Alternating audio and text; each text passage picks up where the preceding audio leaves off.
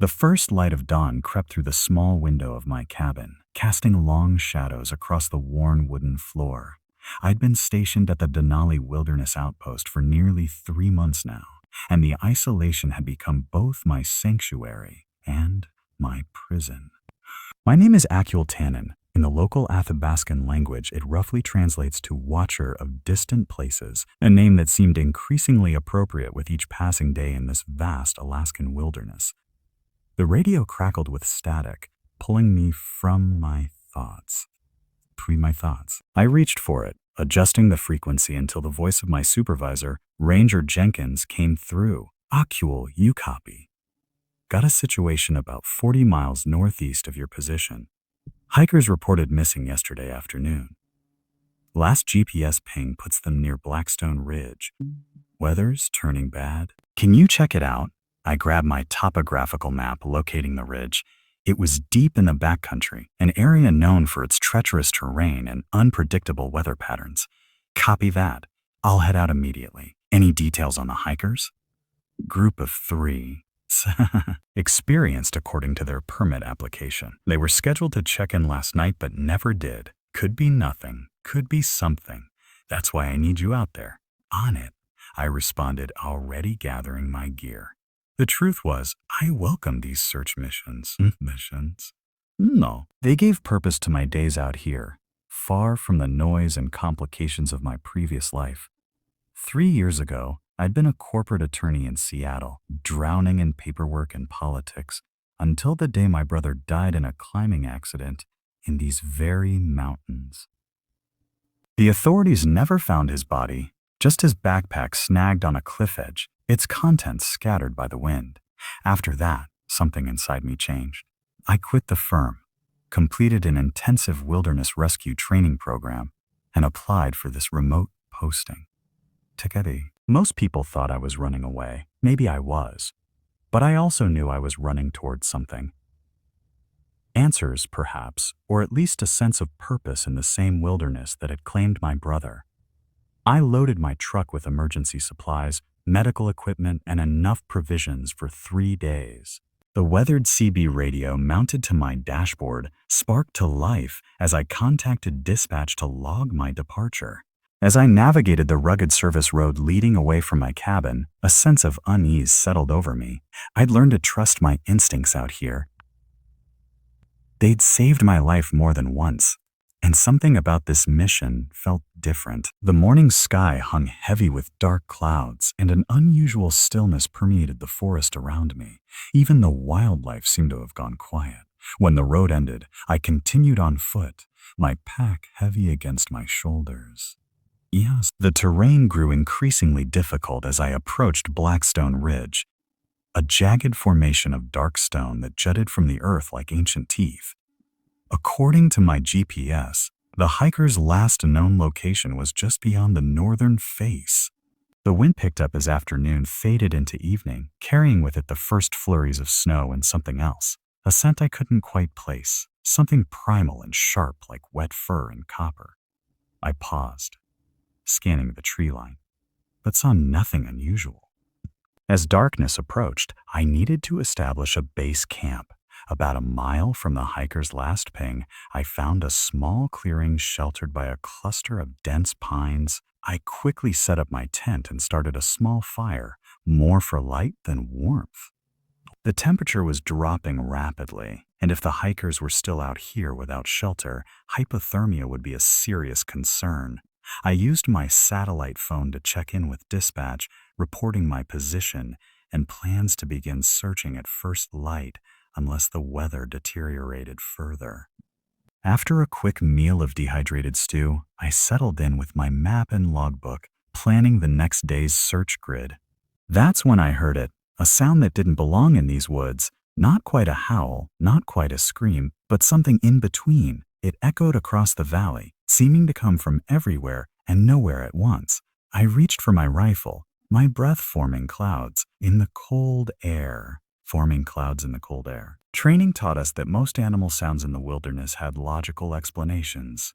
Foxes could sound like women screaming. Wind through rock formations created eerie moans. But in my 3 months patrolling these forests, I'd never heard anything like this. The sound came again, closer this time.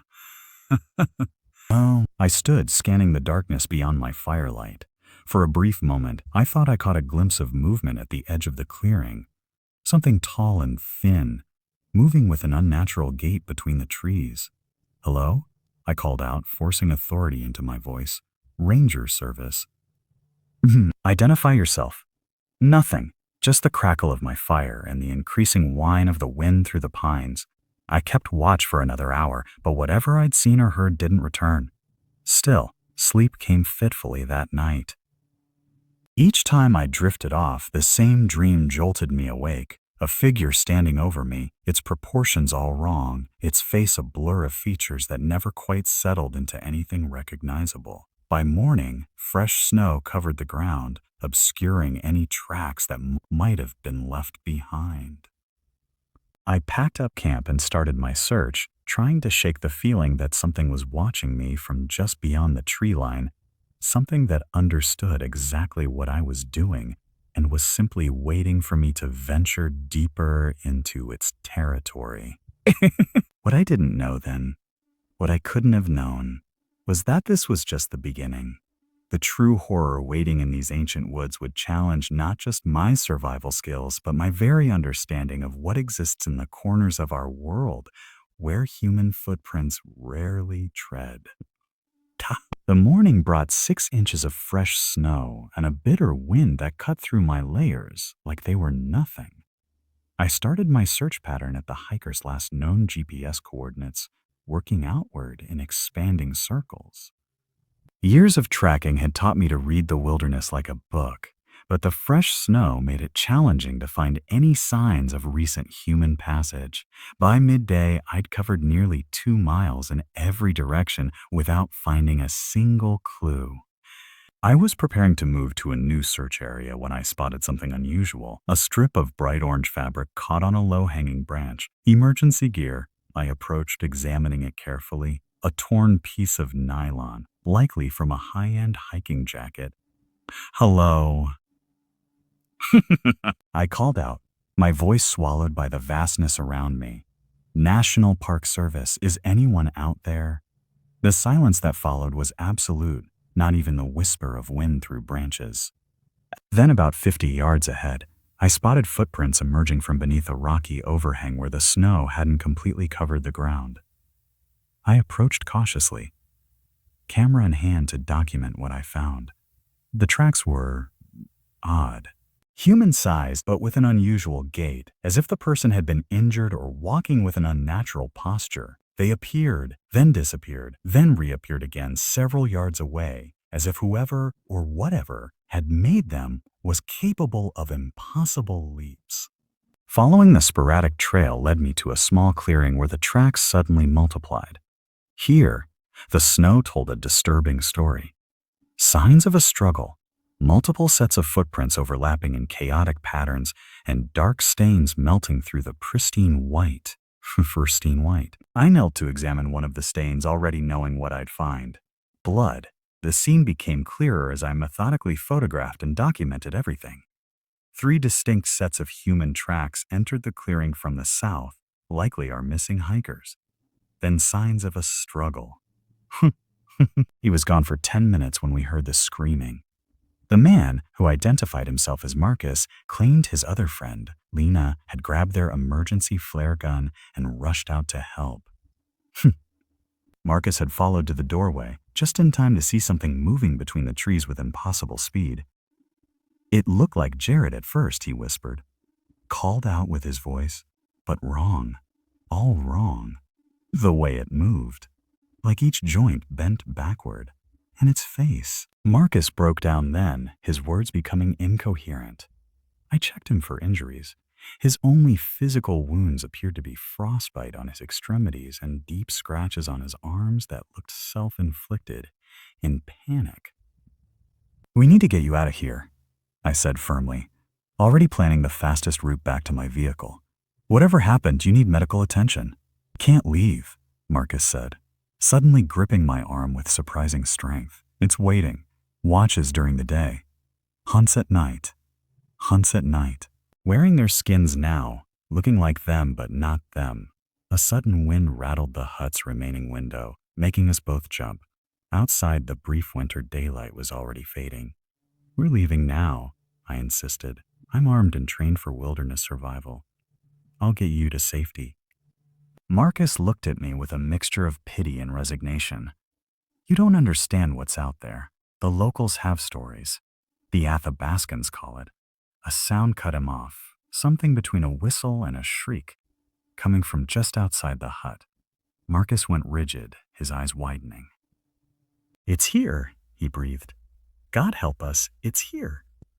I moved to the window, peering cautiously through a crack in the weathered shutters. In the dimming light, I could make out a figure standing at the edge of the clearing. The proportions were wrong, limbs too long, stance too unbalanced. As I watched, it tilted its head at an impossible angle, as if sensing my observation. Then it smiled, revealing teeth too numerous and sharp to be human. Night was falling, and we were 3 miles from my truck, with something inhuman blocking our path. Something that, according to Marcus, could mimic human appearance and voice, but not quite perfectly. Something that had already taken 2 experienced hikers. The rational part of my mind searched for explanations. A bear walking upright. A territorial human assailant. Hallucinations brought on by hypothermia or toxic exposure. But as the creature took a step toward the hut with that unnatural, jerking gait, I knew we were facing something that defied rational explanation. I checked my ammunition and secured the door with the crude wooden bar that served as its only lock. Marcus huddled near the fireplace, muttering what sounded like prayers. "We'll wait it out," I decided, trying to project confidence I didn't feel. "First light, we make a run for it." But as darkness engulfed the forest around us, a part of me wondered if either of us would live to see the dawn. Whatever waited outside seemed to sense my thoughts because it began to circle the hut, testing each wall, each potential entrance with methodical patience. And then it began to call to us, using voices that weren't its own. "Help me, please, someone, help. Me, please, someone help." The woman's voice came from just outside the hut's eastern wall, young, terrified, and heart-wrenchingly human. I knew it had to be a mimicry of Lena, Marcus's missing friend, but the accuracy was uncanny. "Don't listen," Marcus whispered, hands clamped over his ears. "It learns voices from hearing them scream." I positioned myself between the door and Marcus, rifle ready. The hut had only one entrance and a small window, too narrow for anything human-sized to enter. Still, I felt exposed, as if the walls themselves might melt away at any moment. "Marcus? Marcus? Marcus, is that you in there? I'm hurt. Please." The voice changed location, now coming from near the chimney. I imagined the creature pressing its mouth against the stones, sending its stolen voice down to us. "It can't get in," I said, more to convince myself than Marcus. "This structure has stood for decades. We just need to wait until daylight." Marcus looked up at me with hollow eyes.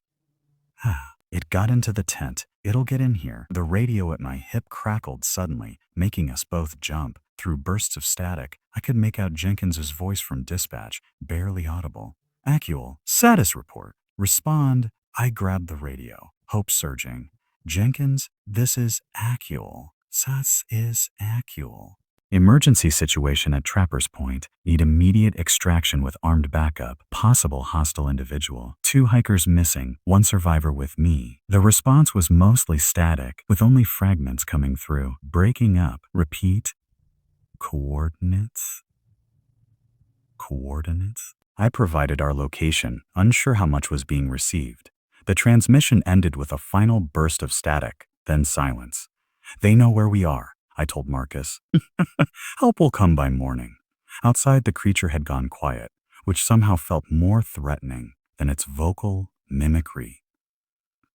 The silence stretched on, broken only by the occasional creak of the hut's timbers settling and the dying crackle of our meager fire. I used the reprieve to check our resources.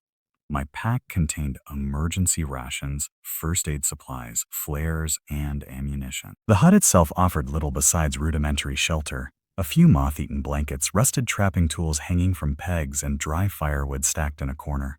We should take shifts sleeping, I suggested to Marcus. 2 hours each, comma bars each.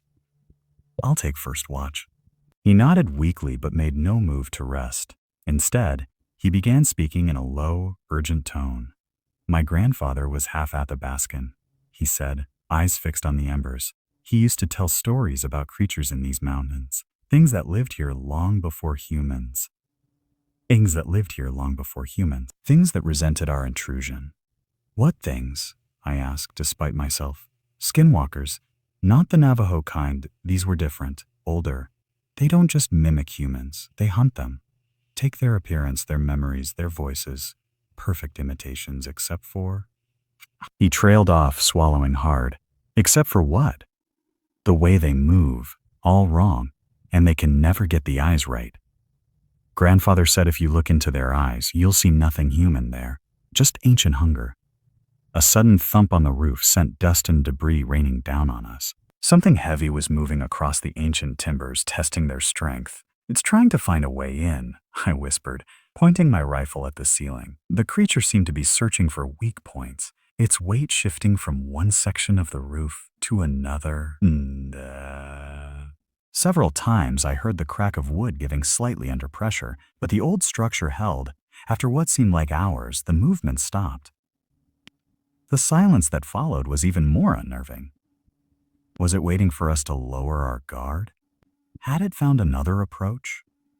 Marcus had finally fallen into an exhausted sleep, curled against the wall farthest from the door. I maintained my vigil, fighting to stay alert as the hours crept by. The cold was becoming a serious concern. Our small fire provided minimal heat, and the temperature continued to drop as night deepened. I checked my watch. 2:17 a.m. Still hours until dawn. A soft scratching sound drew my attention to the door. Not the frantic clawing of an animal trying to break in, but something more deliberate, almost like fingers tracing patterns on the wood.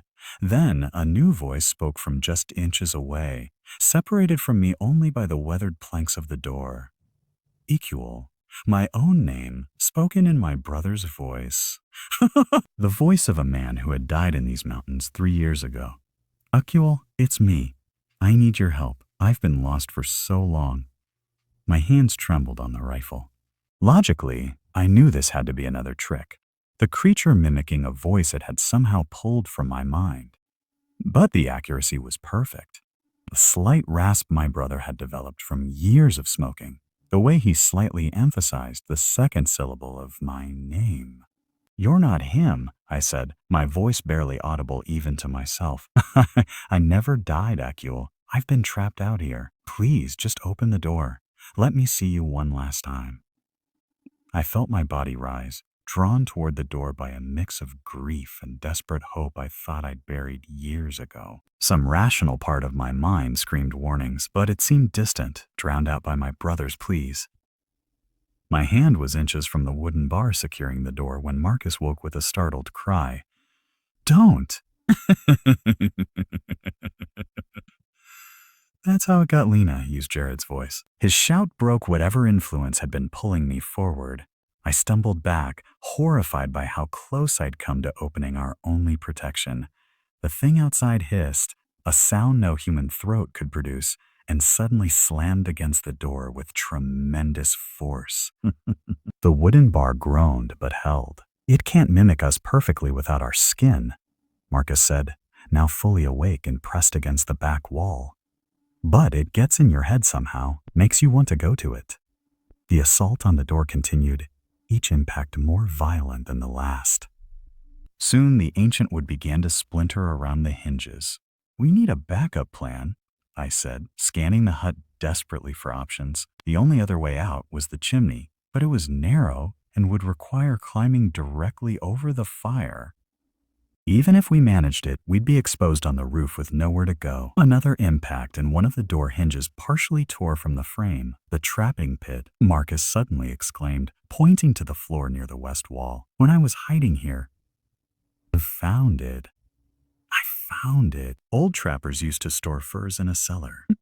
He scrambled to a rough woven rug and pulled it aside, revealing a trapdoor set into the dirt floor.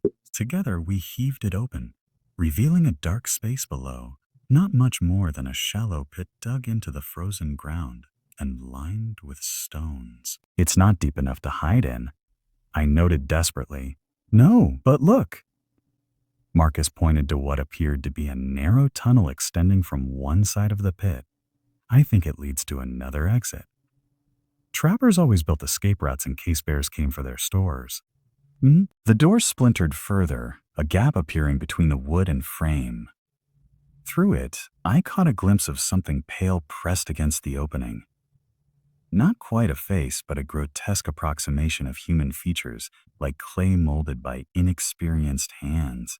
Go, I ordered Marcus, helping him lower himself into the pit. Follow the tunnel, I'll be right behind you. I grabbed my pack and rifle, then paused to kick burning logs from the fireplace toward the door. It wouldn't stop whatever was out there for long, but might buy us precious seconds. The tunnel was barely wide enough for an adult to crawl through, its earthen walls reinforced with ancient timbers. Marcus disappeared into the darkness ahead of me. I followed, pulling the trapdoor closed above us just as the hut's door finally gave way with a thunderous crack. We crawled frantically through the narrow passage, the sound of destruction echoing behind us as the creature tore through the hut in search of its prey. The tunnel extended for perhaps 30 feet before opening into the crisp night air on the side of a steep embankment. Marcus emerged first, with me close behind. We found ourselves on a wooded slope about 50 yards from the hut, which was now partially visible through the trees. Something moved within it, a tall silhouette visible through the broken doorway. Run, I whispered, pointing downhill. Stay quiet.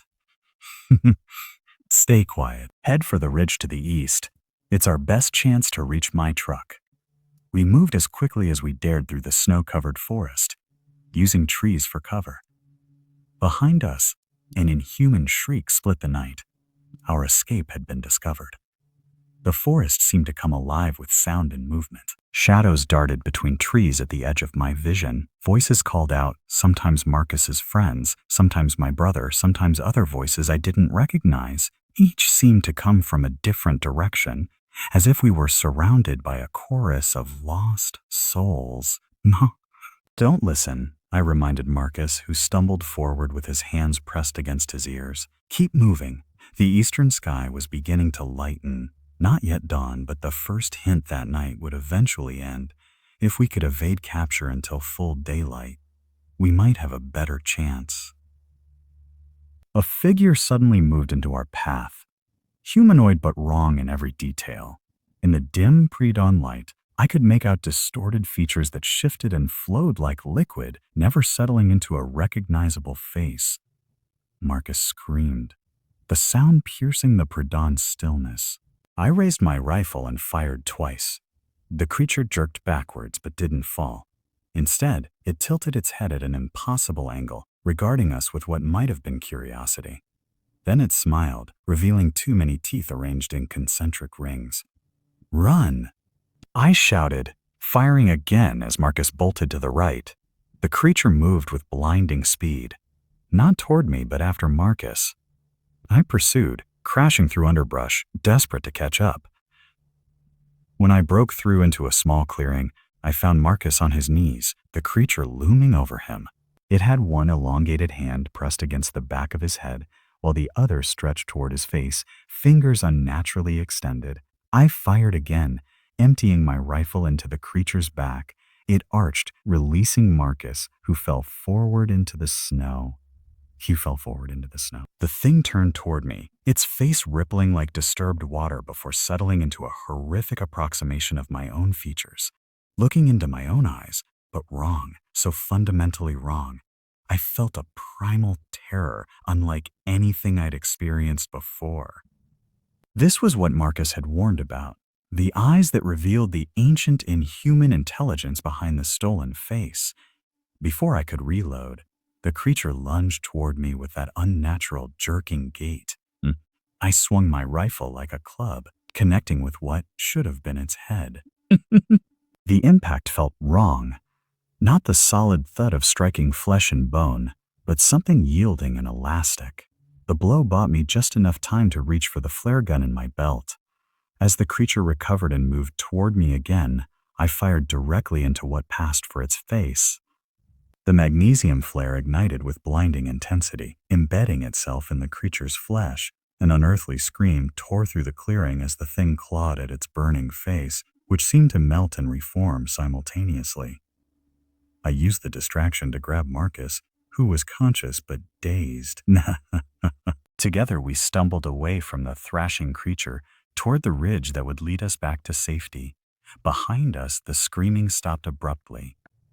I glanced back to see the creature standing perfectly still, its partially burned face twisted into an expression that might have been rage or pain. Then, with one final look in our direction, it turned and moved with terrible speed back into the depths of the forest. Dawn was breaking as we reached the ridge. In the growing light, I could see my truck parked where I'd left it, a mile down the slope. And beyond it, the welcome sight of approaching headlights, Park Service vehicles responding to my distress call.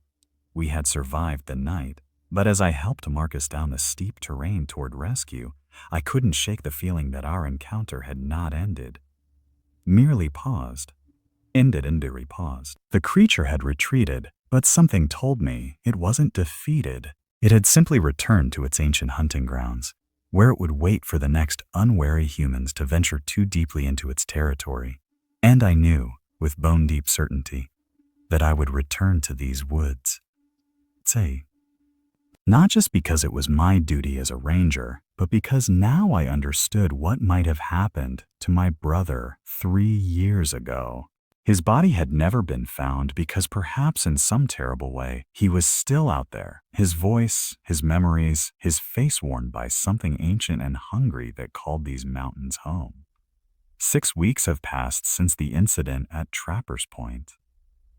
Official reports list Jared Homan and Lena Carver as missing, presumed dead from exposure.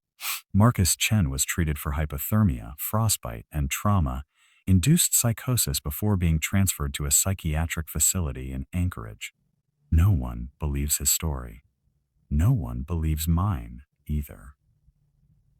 I submitted my official report, carefully worded to emphasize the objective facts, signs of struggle, blood evidence that destroyed Hut. I omitted the impossible movements, the voice mimicry, the face that shifted like liquid. Such details would have ended my career and possibly landed me in the bed next to Marcus. Jenkins pulled me aside after I filed the paperwork. Look, Acul, we all get rattled out there sometimes. The isolation, the conditions, it messes with your head. Take some leave. Clear your mind. I didn't argue. I accepted the mandatory 2 weeks off, spent them researching in libraries and talking to local Athabascan elders who were willing to share their stories. Most turned me away, but a few, seeing something in my eyes that told them I'd seen what they'd seen, spoke in hushed tones about ancient beings that walked the deepest wilderness. The old ones. The old ones, one elder called them. They were here before us, will be here after us. They do not like that we have forgotten them, forgotten the old ways. How do you fight them? I asked. You regarded me with ancient eyes. You don't. You respect their territory. You remember the old boundaries. But respecting boundaries wasn't enough anymore. Not when these things, whatever they were taking people. Taking their faces, their voices, their very identities. I returned to duty with a new purpose. On paper, I was the same dedicated park ranger, performing my search and rescue duties with professional diligence. But every free moment was spent investigating, mapping incidents over the decades where hikers had vanished without explanation in certain remote areas of the park. A pattern emerged, clusters of disappearances around locations the Athabascans considered forbidden. Places where, according to their traditions, the membrane between our world and something else grew thin.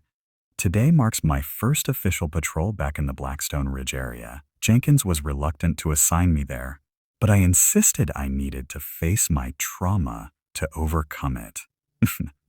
The ridge looks different in spring. Snow has retreated to the highest elevations, replaced by carpets of alpine wildflowers and verdant undergrowth. Beautiful if you don't know what watches from the shadows. I've established a new base camp 3 miles from where the hut once stood. The structure burned to the ground the night of our escape, spontaneous combustion, according to the investigation. No one questioned why the fire hadn't spread to the surrounding forest despite high winds. My tent is reinforced, surrounded by tripwires and motion sensors. Not that such measures would stop what I encountered, but they might provide warning. My pack contains not just standard ranger equipment, but items gathered from my research. Cedar bundles prepared by an Athabascan medicine woman, iron spikes, and salt. And salt. Superstitious nonsense, perhaps, but I take comfort in covering all possibilities. Night falls earlier than expected as clouds roll in from the north. I secure my perimeter and retreat inside my tent, recording the day's observations in my journal. Maps spread around me, show the locations of every unexplained disappearance in the park's history, forming clusters around certain geographic features. The radio crackles, Jenkins checking in. I report all normal, no signs of the missing hikers or unusual activity. He reminds me that a storm is coming, advises me to return to the ranger station tomorrow. I agree, knowing I have no intention of leaving. Around midnight, the wind picks up, howling through the trees with almost vocal quality. I lie awake, listening, trying to distinguish natural sounds from anything else. The boundary between weather and voices grows increasingly blurred. One of my tripwires triggers, setting off the small LED indicator near my hand. Something is moving around my campsite. I ready my rifle, but remain in the tent, watching the walls illuminate with each lightning flash, creating a shadow theater of the surrounding forest. Between flashes, I catch glimpses of something moving, not with the chaotic randomness of wind-blown branches, but with purpose. I know you're out there, I say, not loudly, but knowing somehow that it can hear me. The movement stops. The next lightning flash reveals a silhouette pressed against my tent wall, a tall, thin shape, its proportions subtly wrong. My radio suddenly activates, static pouring from the speaker, within which I can almost discern words. I resist the urge to adjust the frequency, to try to make sense of what might be a trap. Lightning flashes again, and the silhouette is gone.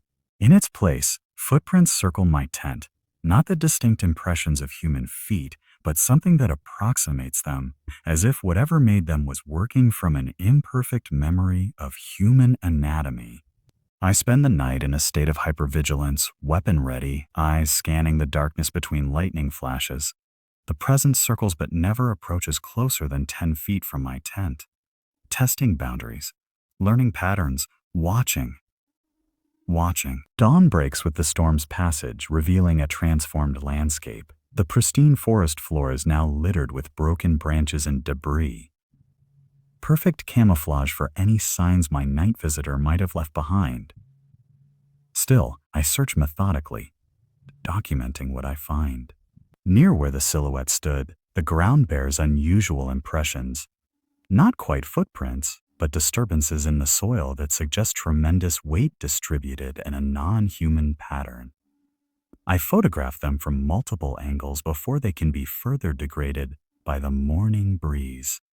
And according to my scheduled patrol route, I should head back to the ranger station today. Instead, I pack up camp and move deeper into the territory I've mapped as having the highest concentration of disappearances. If my research is correct, I'm approaching one of the places the Athabascans marked as forbidden in their oldest stories. By mid-afternoon, I reach a secluded valley nestled between two forbidding rock faces. The vegetation here is unusual, older, more gnarled varieties of the same species that grow throughout the park. Moss covers everything in thick carpets, muffling my footsteps as I establish a new camp. The air feels different here, heavier, charged with something I can't name. Wildlife is notably absent. No bird calls, no evidence of the small mammals that should populate this ecosystem. Even insects seem scarce. I set up camp with methodical precision, my defenses more elaborate than before. Beyond tripwires, I placed small bells on fishing line at varying heights, creating an alarm system that would detect movement at any level. Around the perimeter, I placed the iron spikes and salt lines recommended by the elders, not because I fully believe, but because I can no longer afford to disbelieve. As dusk approaches, I position myself at the entrance of my tent, journal in hand, recording everything I observe. The sun sets behind the western ridge, plunging the valley into premature darkness. The temperature drops precipitously, far more than normal for this time of year. My breath forms clouds in the suddenly frigid air. I check my thermometer, 20 degrees Fahrenheit, and dropping rapidly. 40 degrees. Impossible for a spring evening, even in Alaska. The bells begin to chime, not with the consistent rhythm of wind, but in sequence, as if something is methodically testing each one. The sound comes from all directions at once, a physical impossibility that sends ice through my veins. I know what you are, I call out, my voice steady despite my racing heart. I know these are your hunting grounds. Silence falls, absolute and unnatural. Even the wind seems to pause. Then, from the darkness beyond my camp, a voice responds, not the mimicked voices of the missing hikers or my brother, but something older, its English halting and strangely accented, as if learned from overheard conversations rather than direct interaction. You know nothing, watcher of distant places. It knows my name, not my given name, but the meaning of Akul in the Athabascan language. A cold certainty settles over me. The creature hasn't just been watching me since that night at the hut. It's been watching me since I arrived in Alaska. Perhaps even before. I know enough, I respond, scanning the darkness for movement. I know you've taken people, worn their skins, used their voices. Voices. A sound emerges from the darkness, not quite laughter, but an approximation of it, like something learning human expressions through imperfect observation. We take what ventures into our territory, as is our right. As has always been our right. These mountains are protected wilderness now, I say, knowing even as the words leave my mouth how meaningless human designations must be to something ancient. People come here for recreation, for connection with nature. They come uninvited, unprepared, disrespectful. The voice moves as it speaks, circling my camp. They have forgotten the old ways, forgotten the offerings, forgotten that some places are not for human feet. A twig snaps to my left. I turn, rifle raised, catching a glimpse of movement. Tall, angular, moving with that unnatural gait I remember from the hut. What about my brother? I ask, a question that has burned in me for 3 years. Was he one of your victims? The sound that comes might be laughter again or something else entirely. Your brother. Yes, he climbs where he should not climb, goes where humans should not go. But he is interesting. He fights. Even now, he fights. Even now, he fights. My blood runs cold. Even now? You mean he's still part of us? Part of this place, as you could be. The creature steps partially into the circle of light cast by my lantern. I see it clearly for the first time. Tall, impossibly thin, its limbs jointed in ways that defy human anatomy. Its skin has the texture of wet clay, features constantly shifting and reforming, but its eyes remain fixed and ancient, holding knowledge and hunger in equal measure. Why show yourself to me? I ask, weapon trained on its center mass, though I have no idea if conventional weapons can harm it. Why speak to me when you've only hunted others? The creature tilts its head at an impossible angle. You are different. You seek us. You learn our ways. Few do this anymore. I seek justice for those you've taken. Justice? The word seems to amuse it. We were here before your kind named that concept. We will be here after you forget it. It takes another step forward, crossing my carefully placed salt line without hesitation. Whatever these beings are, the old protective measures seem useless. Your brother spoke of you. Before he became part of us, he believed you would come. Grief and hope war within me. The possibility that some essence of my brother might persist is both comfort and horror. Can he be returned? I ask, knowing the answer even as I voice the question. Nothing is ever returned from our keeping. But you could join him, become part of what we are. See through our eyes, hunt with us through the millennia. Hunt with us through the millennia. It extends one long, fluid limb toward me, an invitation or a threat, I cannot tell. I raise my rifle, not in threat but in boundary, setting, I didn't come to join you. I came to understand what happened and to warn you. The creature pauses, its features shifting into what might be curiosity. More humans will come, I continue, more every year, with technology, with weapons, with curiosity that won't be deterred by disappearances. Your hunting will draw attention. Eventually, they'll come in numbers you can't overcome, even with your abilities. We have outlasted many threats. Not like this. The modern world is connected in ways you don't understand. If people keep disappearing here, they'll bring the full force of human investigation. They'll find you, study you, perhaps destroy you. The creature is silent for a long moment, its form seeming to ripple in the lantern light. What do you propose, watcher of distant places? Boundaries, I say simply, respected on both sides. There are remote areas of this park humans rarely visit. Make those your territory. Leave the marked trails and common areas untouched. And if humans stray into our hunting grounds, frighten them away. Make them feel unwelcome, but let them leave with their lives and forms intact. The fear will create stories that keep others away. The creature considers this, its body language impossible to read. Finally, it speaks again. You would be our intermediary? The one who maintains these boundaries? Yes, I answer, understanding now why I was drawn to this job, to these mountains. So, not just to find answers about my brother, but to serve a purpose I couldn't have imagined. I'll mark your territories on ranger maps as dangerous, prone to avalanches or other natural hazards. I'll divert hikers to safer paths. And in return, no more disappearances. No more stolen faces or voices, and I hesitate knowing I'm crossing into territory no rational person would enter. Information about my brother, what happened to him, where his remains might be found.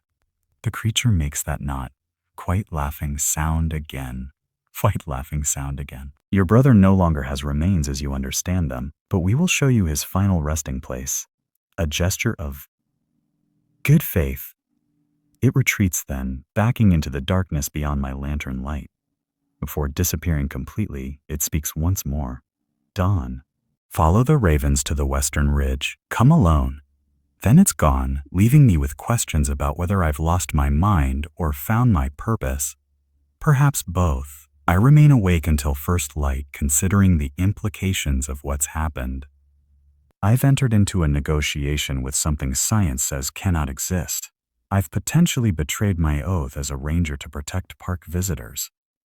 Yet I've also potentially saved countless lives by establishing boundaries with an ancient predator. As promised, ravens appear with the dawn, 3 of them, circling overhead before flying purposefully toward the western ridge. I follow, pack light, weapon ready, uncertain whether I'm being led to answers or to my death. The ravens lead me to a narrow crevice in the rock face, barely visible unless you're looking directly at it. The birds perch above the opening, watching expectantly. I squeeze through into a cave system that shows no signs of previous human exploration. The air grows increasingly cold as I descend, my headlamp illuminating rock formations undisturbed for millennia. In the deepest chamber, I find what I've been seeking for 3 years. My brother's climbing gear lies arranged in a careful pile: harness, carabiners, helmet. Beside them, his journal, preserved in the dry, cold air of the cave. But of his body, there is no sign. I open the journal with trembling hands, finding his final entry. Day 17, I've ventured further into the restricted zone than planned. The formations here are unlike anything I've documented elsewhere in the range. There's something about this place. Something old. I keep feeling like I'm being watched, but when I turn, there's nothing there, just shadows that seem to move independently of their sources. Tonight I'll camp in the western cave system, then head back tomorrow. It's strange how I feel both an urgent need to leave and a curious reluctance to go. Fur. Almost as if the mountains themselves want me to stay. If anything happens to me, Akul will come. He always does. I close the journal, tears freezing on my cheeks in the subterranean cold. This is as close to closure as I'll ever get. The ravens watch impassively as I emerge from the cave, my brother's journal and climbing ID secured in my pack, proof enough for the authorities to officially close his case, if not enough to provide the full truth of what happened. As I begin the journey back to my camp, I sense eyes following my progress. Not hostile now, but watchful, assessing whether I will honor our arrangement. I understand now why I took this job, why I was drawn to these remote mountains after my brother's disappearance. Some part of me sensed there were boundaries that needed maintaining, territories that required respect, ancient agreements that had been forgotten. I am the watcher of distant places, the intermediary between worlds that should not meet, the keeper of boundaries between human spaces and something older. In the coming months, I revise hiking trail maps, citing environmental concerns to close routes that lead to the territories I now know belong to the ancient ones. I document unusual geological formations that should be avoided for safety reasons. I volunteer for the most remote patrols, establishing a presence that reminds both sides of our arrangement.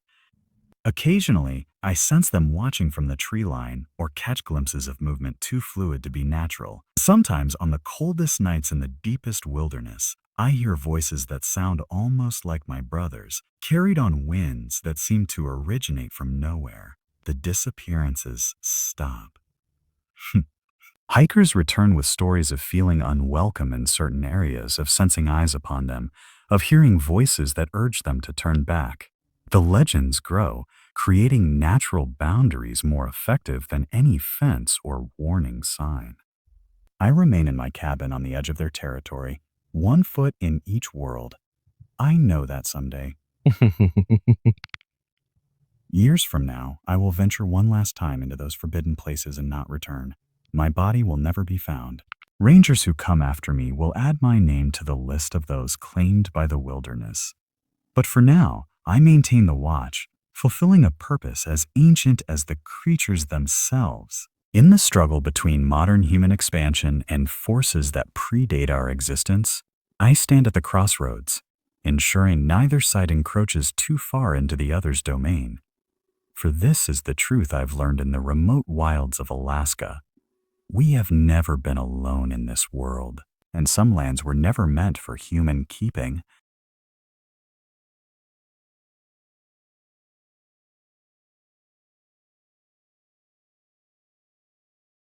The crackle of the radio woke me from my fitful slumber. I fumbled in the darkness of my small ranger hut, a modest wooden structure that had become my home for the past 8 months. Outside, the Alaskan wilderness was shrouded in perpetual dusk, the winter months stealing all but a few precious hours of daylight. Aklak, come in. Over. The voice belonged to Mira, my supervisor at headquarters 50 miles south. I grabbed the radio. This is Aklak. Go ahead. We've got a situation. Hikers reported strange noises near Blackstone Ridge. Probably nothing but worth checking out at first light. Copy that. I'll head out at dawn. I set the radio down and stared at the ceiling beams.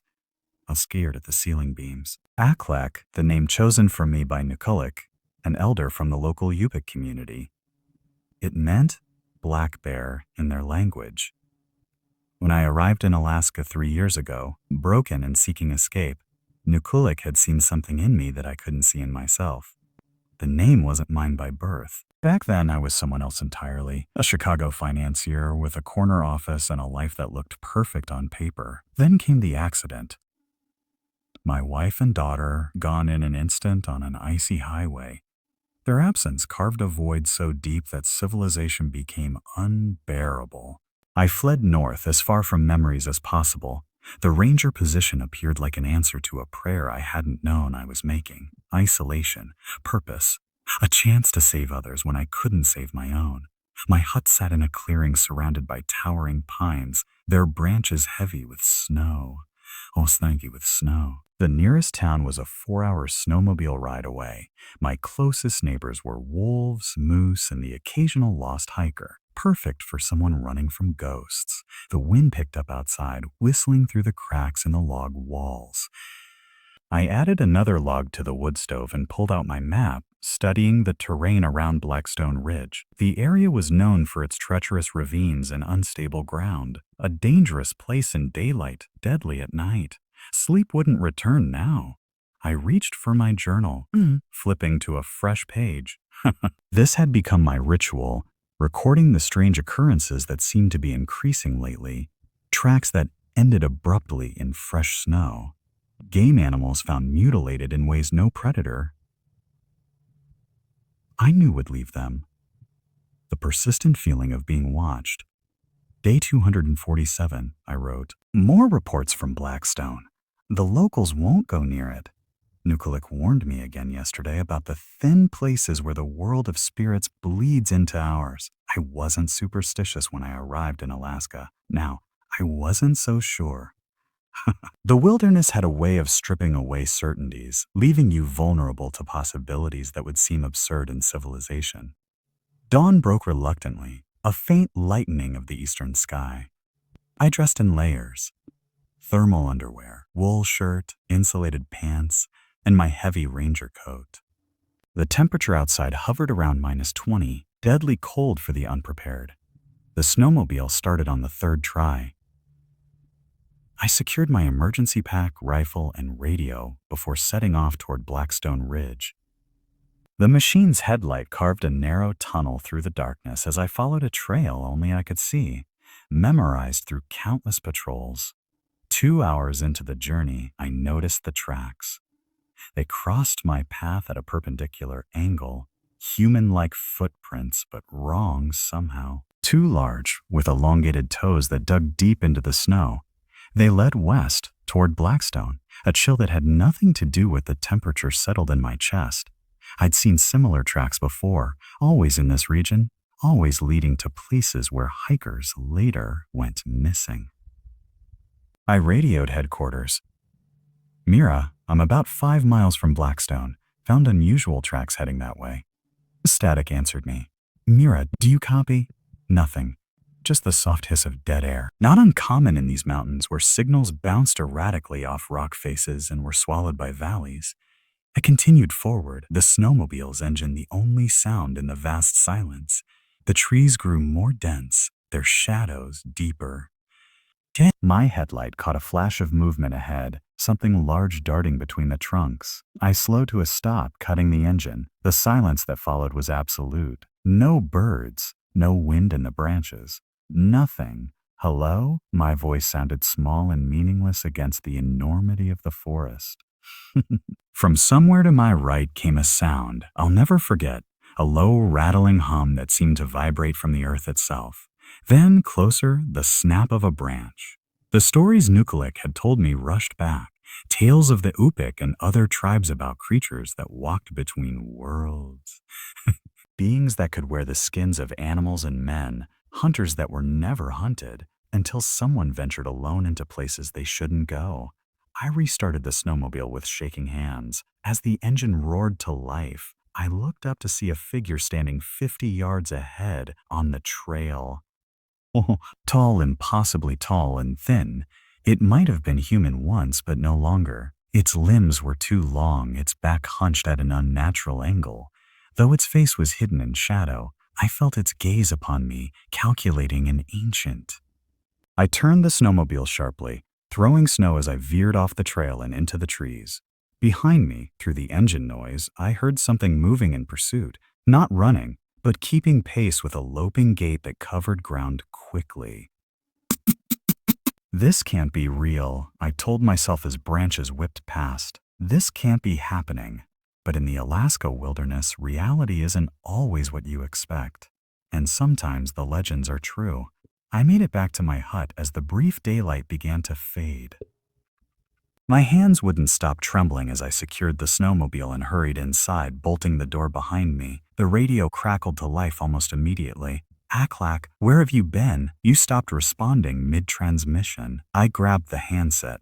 "Mira, something's out there. I saw." "Mira, something's out there I saw." "I don't know what I saw." "Slow down. Are you injured?" No, I'm fine." The lie came automatically. I wasn't fine. Nothing about this was fine. The transmission must have cut out. I'm back at the hut now. "What about Blackstone?" I glanced out the window at the darkening forest. I couldn't reach it. Trail conditions were worse than expected. There was a pause. "That's not like you, Aklak. I'll try again tomorrow." Another lie. I wasn't sure I would ever go back to Blackstone Ridge.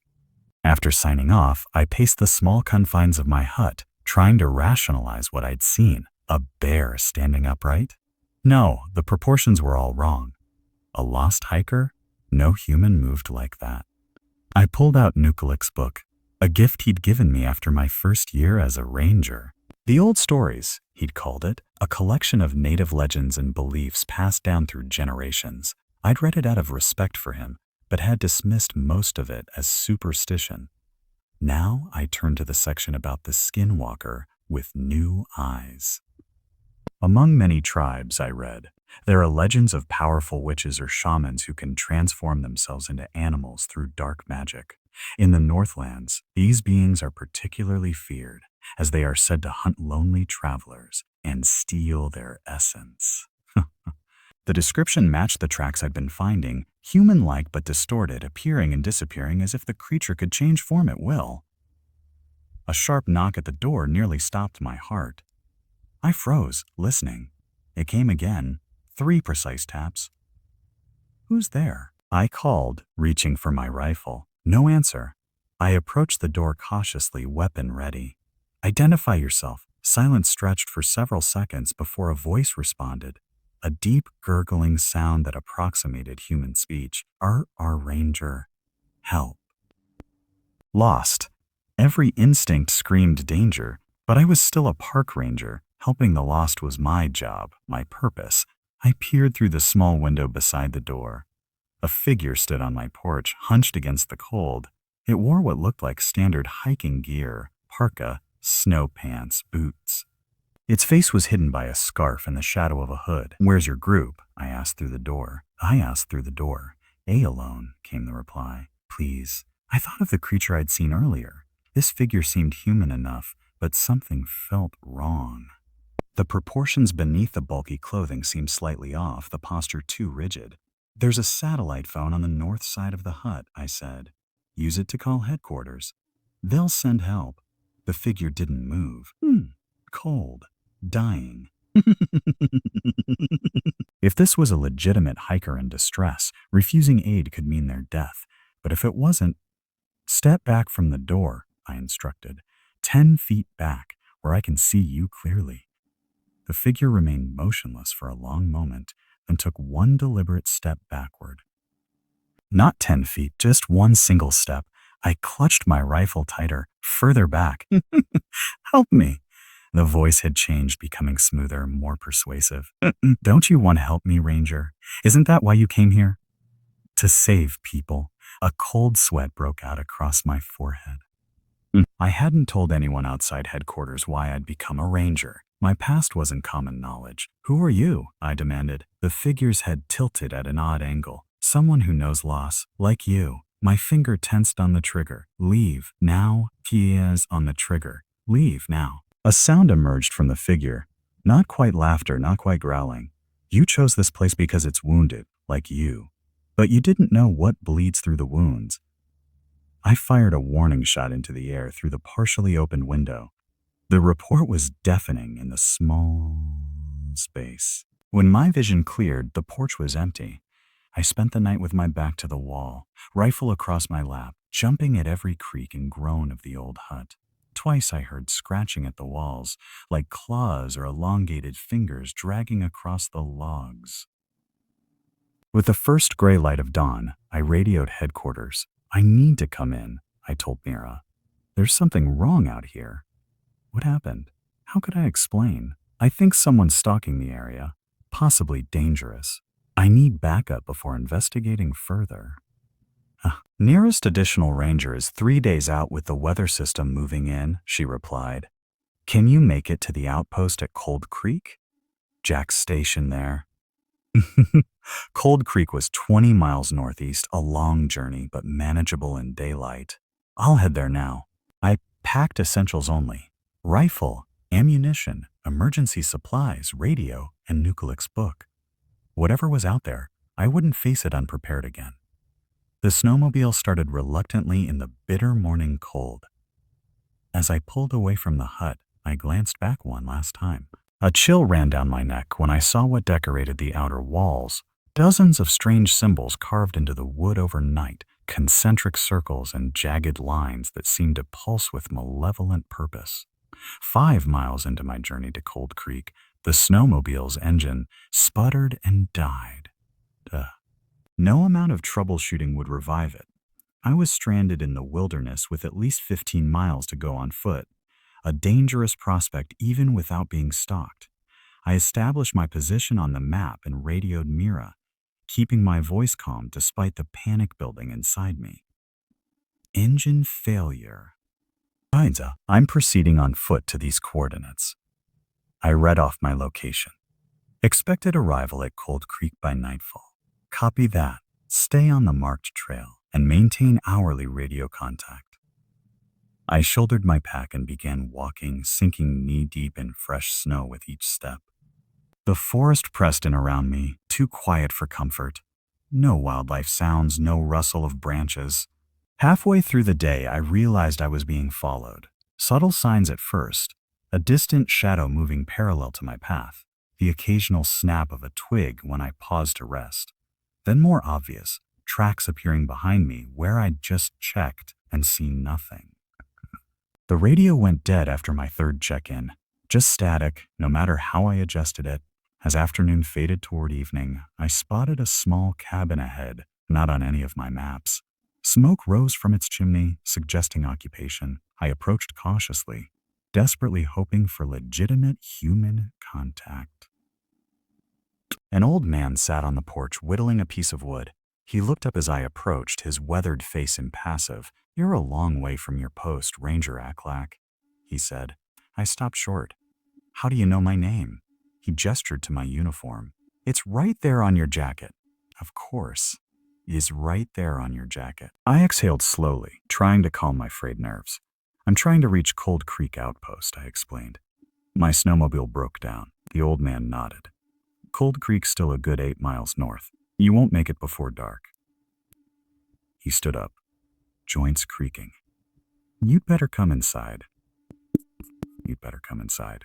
Every warning bell rang in my mind, but the alternative was freezing in the wilderness after nightfall.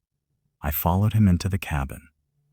The interior was spare but comfortable. In one corner, a wood stove radiating heat, shelves lined with preserved foods and books. Normal, reassuringly human. Name's Kosicki, the old man said, pouring coffee from a battered pot. Been out here 40 years. You're not on any ranger maps, I noted, accepting the steaming mug gratefully. Kosicki shrugged. Government doesn't know everything about these woods. Neither do rangers. Neither do rangers. He fixed me with a penetrating gaze. But you're learning, aren't you? I sipped the coffee, unsure how to respond. It's following you, he said matter-of-factly. Has been for weeks, I'd guess. My mug froze halfway to my lips. What is? Locals have different names for it. The skinwalker. The skinwalker. The Wendigo. The one who hunts. Kosicki returned to his chair. It finds the wounded ones, the ones carrying pain, feeds on it before it feeds on them. My hand shook slightly, coffee sloshing.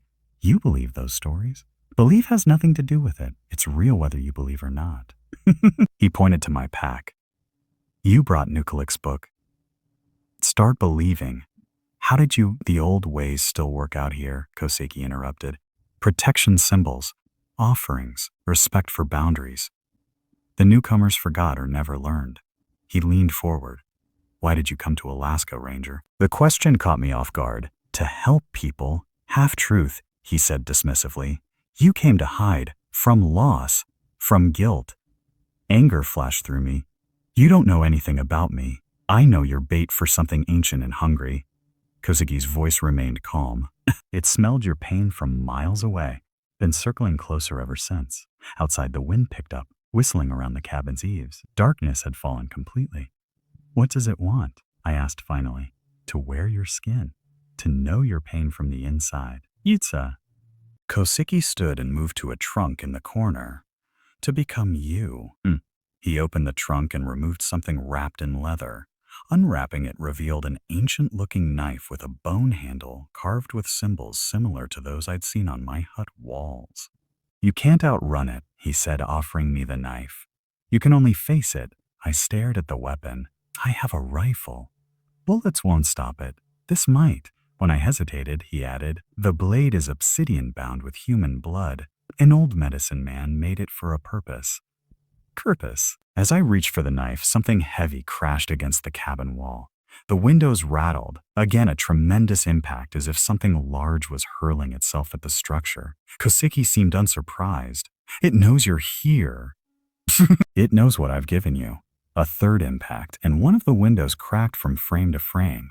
I glimpsed a tall, emaciated figure with 2 long limbs and a face that shifted between human and animal features. How do I kill it? I demanded, clutching the knife. Clutching the knife? You don't, Koseki replied calmly. You face your pain. That's what it feeds on. Take that away and you take its power.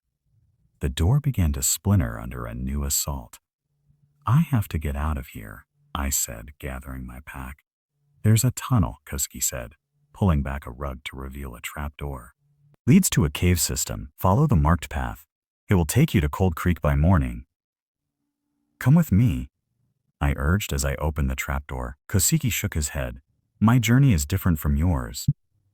He pressed something else into my hand, a small leather pouch.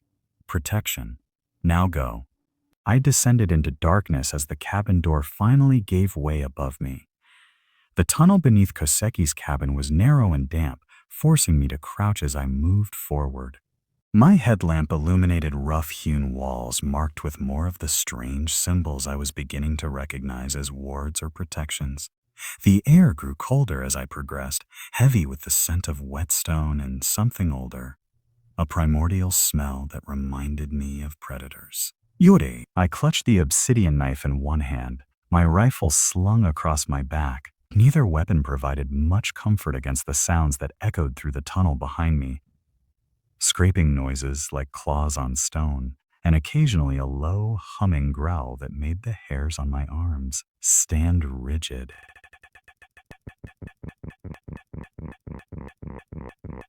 It was following me.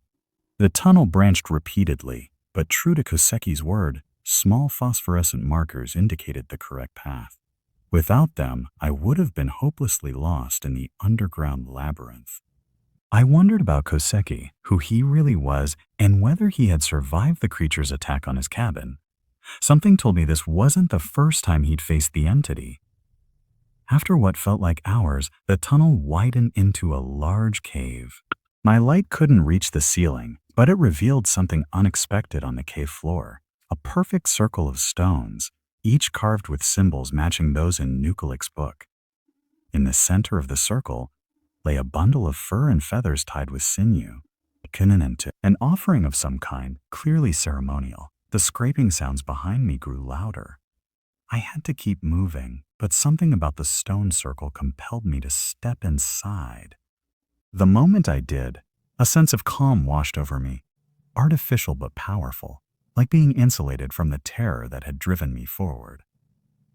The pouch Koseki had given me grew warm against my chest where I'd tucked it. I opened it to find a mixture of herbs, bone fragments, and what looked like dried blood. A protection charm, he'd called it, a memory surfaced of Nukilik explaining the concept of sacred space. Some places, he'd said, stand between worlds, doorways where the membrane is thin. In such places, rules can be broken or enforced. The stone circle was such a place, a boundary, a threshold, and I had choices to make. My radio crackled unexpectedly to life. Through static, I heard Mira's voice. Aklak, do you copy? We've lost contact for hours. I fumbled for the handset. Mira, I'm underground. There's something. The radio died again as a guttural howl echoed through the cave. Closer now. My brief moment of safety was ending. I moved to the far side of the cave where the tunnel continued, but stopped at the sight that greeted me. Fresh claw marks scoring the stone walls, each gouge deeper than any animal should be capable of making. Something had come through here recently. Perhaps more than one something. The thought that I might be trapped between multiple predators sent a spike of panic through me. I considered my options: press forward into unknown territory, or face what pursued me from behind. The choice was made for me when a figure emerged from the tunnel I just traversed. It moved with unnatural fluidity, its body seeming to flow rather than walk. In the beam of my headlamp, I could see it more clearly than before. A mockery of human form, skin stretched too tight over elongated limbs, its face a blend of human and animal features that shifted and blurred, as if unable to settle on a single appearance. Most disturbing were its eyes, intelligent, ancient, filled with a hunger that went beyond the physical. Row Ranger, it said in that same gurgling approximation of human speech I'd heard at my door. Why run from me? I only want to know your pain. I only want to know your pain. I backed away, knife extended before me. Stay back. The creature tilted its head at an impossible angle. I've tasted your grief from afar, so sweet, so pure. It took another flowing step forward. The wife, the child, the icy road. Your fault, wasn't it? Rage and terror mingled in my chest. You know nothing about me. I know everything about you, Aklak. It spoke my adopted name with contempt, or should I call you by your true name? It spoke then my original name, the one I'd abandoned after the accident.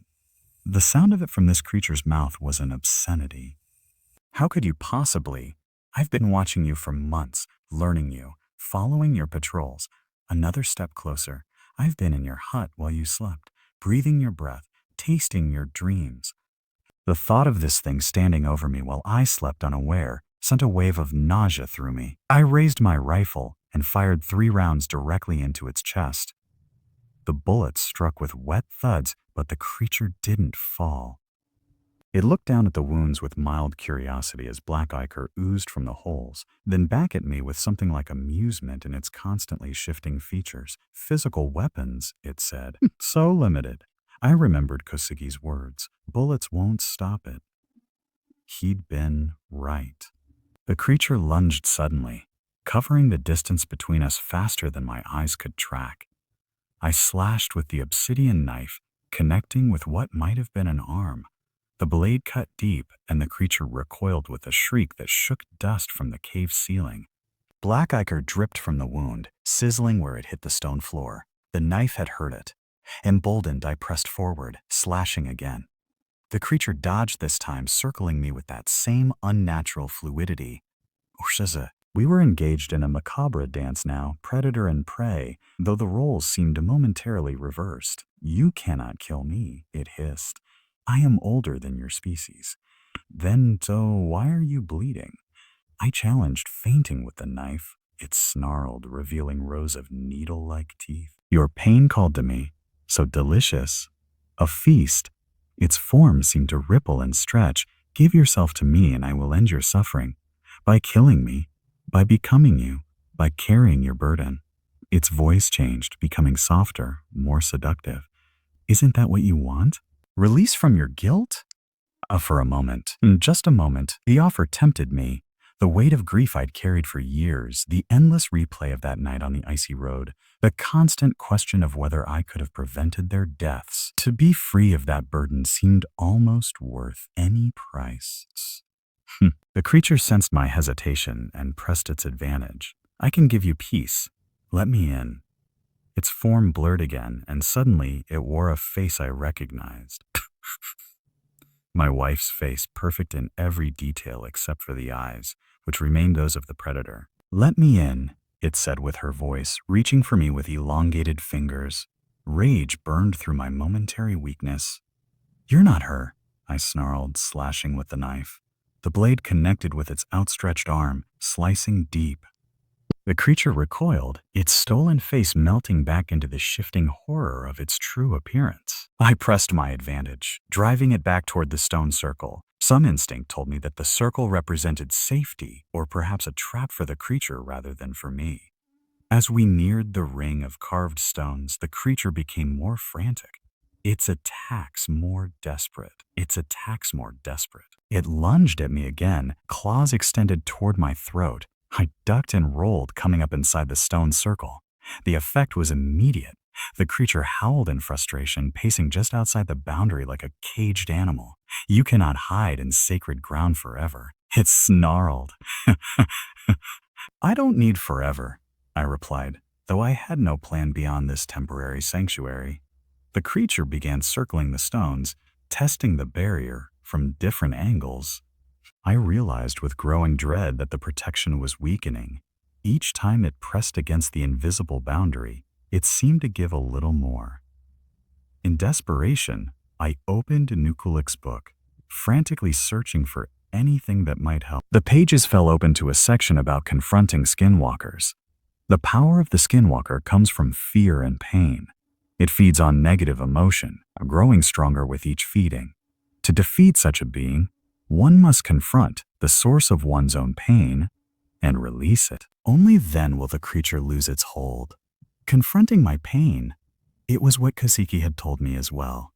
But how? Years of therapy hadn't eased my guilt over the accident. How could I possibly release it now under these circumstances? The creature continued its circling, occasionally reaching out to test the barrier. Each time its clawed hand penetrated a bit further before being repelled. I clutched the obsidian knife, knowing it would not be enough if the protection failed completely. The knife had hurt the creature, yes, but not stopped it. Something more was needed. Almost without conscious thought, I found myself reaching for the offering in the center of the circle, the bundle of fur and feather. As my fingers touched it, images flooded my mind, a younger Kasiki standing in this very cave. The creature is somewhat different in appearance, but recognizably the same entity. A ritual of binding and containment. Understanding dawned. Kosiki hadn't just known about the creature, he had faced it before, perhaps even trapped it temporarily. The tunnel system wasn't just a escape route, it was a path to this confrontation, one Kosiki had prepared for. The bundle in my hands began to unravel of its own accord, revealing its contents, a small carving of black stone, shaped like a human figure but with exaggerated limbs. A representation of the skinwalker. The creature noticed what I held and let out a screech of rage.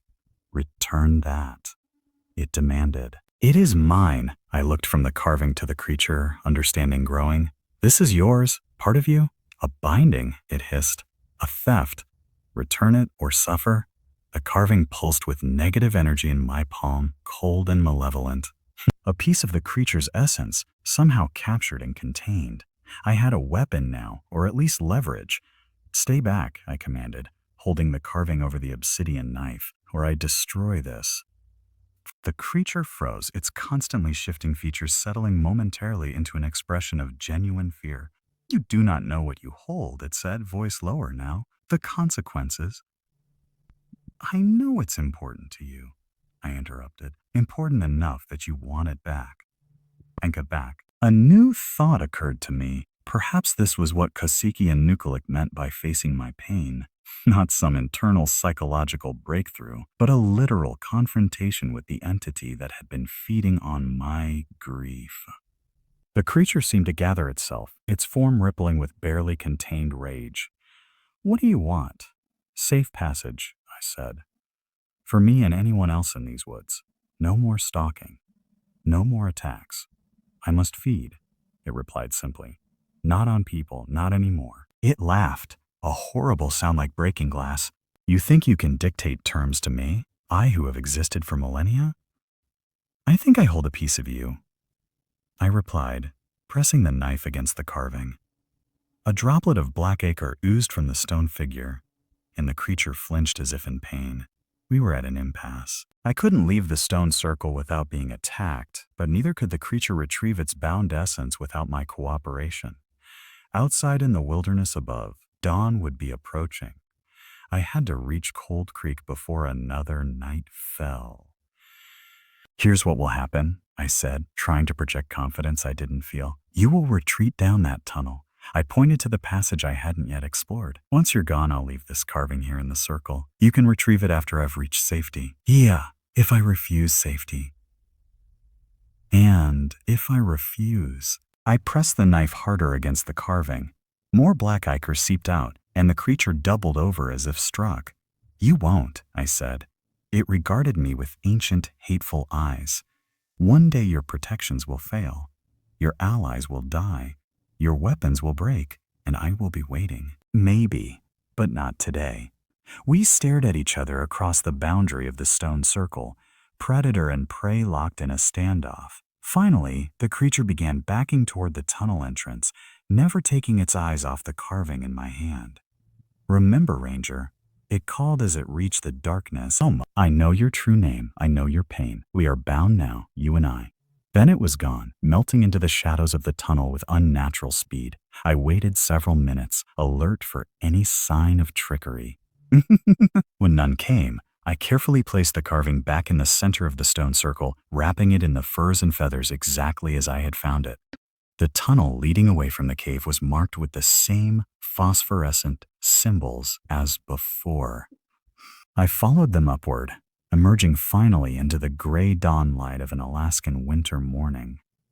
Cold Creek Outpost stood just a mile away, smoke rising from its chimney against the lightening sky.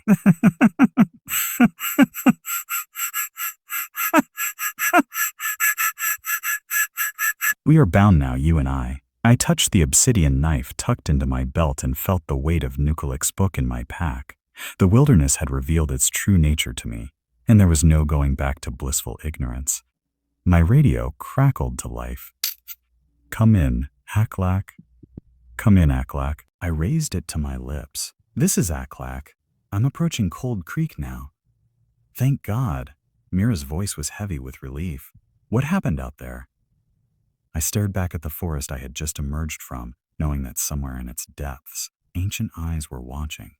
I'll explain when I get there, I said, but first I need to speak with Nukilik. There's a lot I need to learn. 3 weeks after my encounter in the cave, I sat across from Nukilik in his small home on the edge of the reservation. Steam rose from cups of strong tea between us as he examined the obsidian knife Kosiki had given me. This is very old, he said finally, running a weathered finger along the symbols carved into the bone handle. Such knives were made for hunters who tracked more than animals. It hurt the creature, I told him, when bullets couldn't. Nukulik nodded. Obsidian carries power. The blood binding gives it focus. He returned the knife to me. Kosiki gave you a rare gift. Do you know him? The old man's eyes crinkled slightly. We have met. He walks his own path. He sipped his tea. The important question is whether you found what you sought in the tunnels. I described the cave, the stone circle, and the carved figure I had found there. Nukulik listened without interruption, his expression revealing nothing. A binding object, he said when I finished.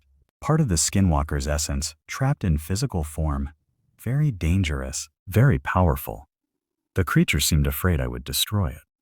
With good reason. Such bindings work both ways. They limit the creature's power, but also tie it to our world. Destroying the carving might free it completely or banish it entirely. He shrugged, or something in between. The old magics are unpredictable. I stared into my tea, watching the leaves swirl. Since returning to civilization, I'd been debating my next move. The skinwalker's parting words haunted me. We are bound now, you and I. I left the carving in the circle, I admitted. The creature probably retrieved it by now. Nukulik's eyes sharpened. Then it has regained that portion of its power. It will be stronger than before. I had no choice. It was my only leverage to escape. There are always choices, Aklak. He used my adopted name naturally, a reminder of the identity I had embraced in Alaska. Some merely have consequences we do not wish to face. The bluntness of his statement stung, but I couldn't deny its truth. I had chosen the path of immediate safety, potentially at the cost of future security. Hey, Nazari, what happens now? I asked. Now you decide whether to run again or to stand and fight. Nukalik's voice was gentle but firm. The skinwalker has marked you. It will not forget. I'm not running, I said with more conviction than I felt, but I don't know how to fight something like this. Nukalik rose and moved to an old wooden chest in the corner of the room. From it, he removed a bundle wrapped in red cloth. The first step is knowledge, he said, placing the bundle on the table between us. The second is preparation. He unwrapped the cloth to reveal an assortment of items. Small pouches of herbs similar to what Kosiki had given me, a necklace of bear claws and obsidian shards, and a leather-bound journal much older than the book he had previously shared with me. These belonged to my grandfather. Who was a medicine man. He encountered your skinwalker or one very similar in the 1940s. Nukalik opened the journal, revealing pages of handwritten notes and diagrams. He tracked it for years, learning its patterns, its weaknesses. I leaned forward, hope kindling. Did he defeat it? Nukalik's expression grew somber. He wounded it severely and bound part of its essence, perhaps the very carving you found. But the final confrontation cost him his life. The hope dimmed. So even your grandfather, with all his knowledge, couldn't destroy it completely. Such creatures are not easily destroyed. They are as much spirit as flesh, born in the spaces between worlds. Nukalik pushed the journal toward me. But they can be fought. They can be contained. With the right preparation, I spent the next several days studying the journal, absorbing its wisdom and warnings. The skinwalker, I learned, was an ancient entity that had haunted the northern forests for centuries, perhaps millennia. It fed primarily on fear and pain, drawing sustenance from human suffering before eventually consuming its victims physically as well. Reports of missing hikers and mutilated bodies matched its hunting patterns across generations. The journal documented dozens of disappearances attributed to the creature, along with the few rare survivors who had glimpsed it and lived to tell the tale. Most disturbing were the accounts of its ability to absorb memories and knowledge from its victims, allowing it to mimic them with uncanny accuracy, explaining how it had known my original name and the details of my past. Between research sessions, I helped Nukalik prepare protective charms and study maps of the region, identifying locations where the membrane between worlds was thinnest, places the skinwalker might use as gateways or lairs. Blackstone Ridge featured prominently among these thin places. The hiker's reports that had first drawn me into the encounter suddenly made terrible sense. On the 7th day as we worked, my radio crackled with an urgent message from headquarters. Aklak, come in. Emergency situation developing at Taiga Station. I grabbed the handset. This is Aklak. Go ahead. We've lost contact with Ranger Akna at Taiga. Last transmission reported strange noises and possible intruder. You're the closest backup. I exchanged glances with Nukalik. Taiga Station was 15 miles from where I'd left the skinwalker, easily within its hunting range. Copy that, I replied. I'm on my way. After signing off, I gathered my gear, including the obsidian knife and the protective charms Nukalik had prepared. It's hunting again, Nukalik observed quietly. Or it's hunting me specifically. I checked my rifle, though I knew it would be of limited use, using Akna as bait. That is also possible. The skinwalker is intelligent and patient. Nukalik handed me a small clay pot sealed with wax. Burn this inside Taiga Station. The smoke will make it difficult for the creature to maintain its mimicry if it has already taken a human form. I tucked the pot into my pack. Thank you for everything. Nukalik gripped my shoulder with surprising strength for his age. Remember what you learned in the cave, Aklak. The creature feeds on fear and pain. Face your own, and you diminish its power over you. The journey to Taiga Station took 3 hours by snowmobile. I arrived as the brief winter daylight was already fading, casting long shadows across the snow-covered clearing where the station stood. Unlike my humble hut, Taiga was a proper outpost, a 2-story structure built to house up to 4 rangers during emergency operations. Currently, Akna was its sole occupant, a seasoned ranger with 15 years of wilderness experience. The station appeared intact from the outside, with lights visible through the windows and smoke rising from the chimney.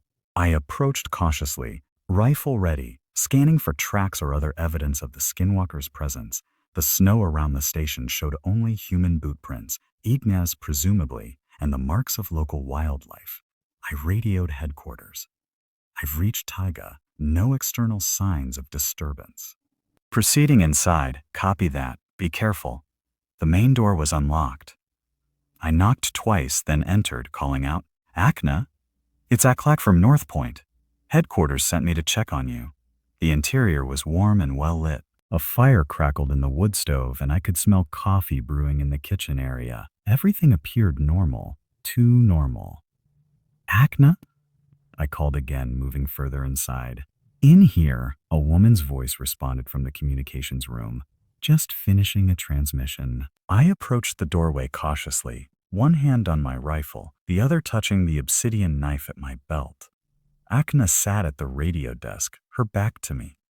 She was a stocky, capable woman in her 40s, with short gray-streaked hair visible beneath her ranger hat. Headquarters said you reported an intruder, I said, remaining in the doorway. She turned, and I saw her face clearly, weathered by years in the wilderness with laugh lines around her eyes and a small scar on her left cheek from a climbing accident years ago. Perfectly normal. Perfectly Akna, whom I'd met several times before at ranger gatherings. False alarm, she said, smiling apologetically. Thought I heard something outside last night, but it was probably just a moose. Lost contact because of equipment issues. Not danger. Not danger.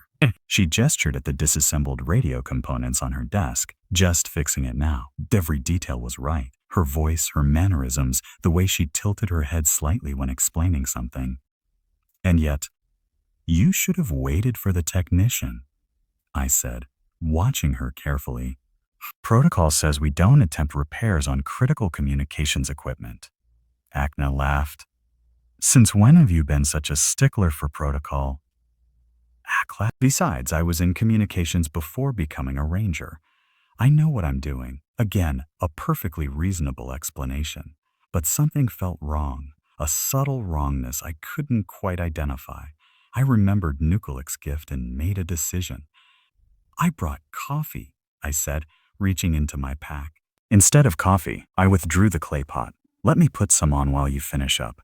Thanks, she said, turning back to the radio components. Make yourself at home. I moved to the main room where the wood stove burned. Opening the clay pot released a pungent herbal smell, juniper, sage, and something metallic. I placed it directly on the stove as instructed. Almost immediately, gray-blue smoke began pouring from the pot, filling the room with a dense fog that made my eyes water, but otherwise seemed harmless. From the communications room came a sudden crash, followed by a sound I recognized from the cave, that low, rattling hum that vibrated through the bones. What have you done? Akna's voice had changed, becoming deeper, resonating with multiple tones simultaneously. She appeared in the doorway, and I saw the effect of Nukalik's charm. Akna's features were blurring, shifting between her familiar face and something else, the elongated, inhuman visage of the skinwalker trying to maintain its disguise. Where is the real Akna? I demanded, drawing the obsidian knife. I know Herber de Capper. The creature that wore Akna's form snarled, revealing teeth that were now too sharp, too numerous for a human mouth. You know the answer to that, Ranger. My stomach clenched with grief and rage. I had been too late to save her. Did you kill her to get to me? Calm her to get to me? I asked, circling to maintain distance between us. The skinwalker laughed, that awful glass-breaking sound emerging from Akna's distorting mouth. Her pain was nothing compared to yours, barely an appetizer. It lunged suddenly, moving with that same unnatural speed I remembered from the cave. I slashed with the obsidian knife, catching it across what had been Acna's arm. Black ichor spurted from the wound, and the creature recoiled, hissing. The smoke from Nuquilic's pot continued to thicken, making it difficult for both of us to see clearly. The skinwalker's form was destabilizing further, Acna's features melting away to reveal the true horror beneath. That same shifting amalgamation of human and animal characteristics I had faced before. "You cannot save anyone," it taunted, circling me. "Not your wife, not your child. I'm your child. Not your fellow ranger. You bring death wherever you go." Its words struck at my deepest insecurities, my most profound guilt. For a moment, doubt paralyzed me. Was it right? Had my presence in Alaska only brought suffering to others? The creature sensed my hesitation and pressed its advantage, both physically and psychologically. "Give in," it urged, voice honeyed despite its monstrous appearance. "Join with me. End your pain. End your failure." In that moment of weakness, I remembered Nuquilic's words. "Face your own pain, and you diminish its power over you." The accident that killed my family hadn't been my fault. A patch of black ice, an oncoming truck that lost control, circumstances beyond anyone's prediction or prevention. I had carried the guilt for years, feeding it with self-recrimination and isolation, feeding it to this creature who grew stronger with each morsel of my pain. "No," I said aloud, straightening my stance. "I'm done blaming myself. I'm done blaming myself. I'm done feeding you." The skinwalker paused, its constantly shifting features registering something like surprise. I pressed my advantage. "You've been following me for months, feeding on my grief, but it's over now." Pretty words, it snarled, though I noticed it had backed away slightly. "The guilt remains." "I can smell it." "Yes, it does," I admitted, "but I'm not defined by it anymore."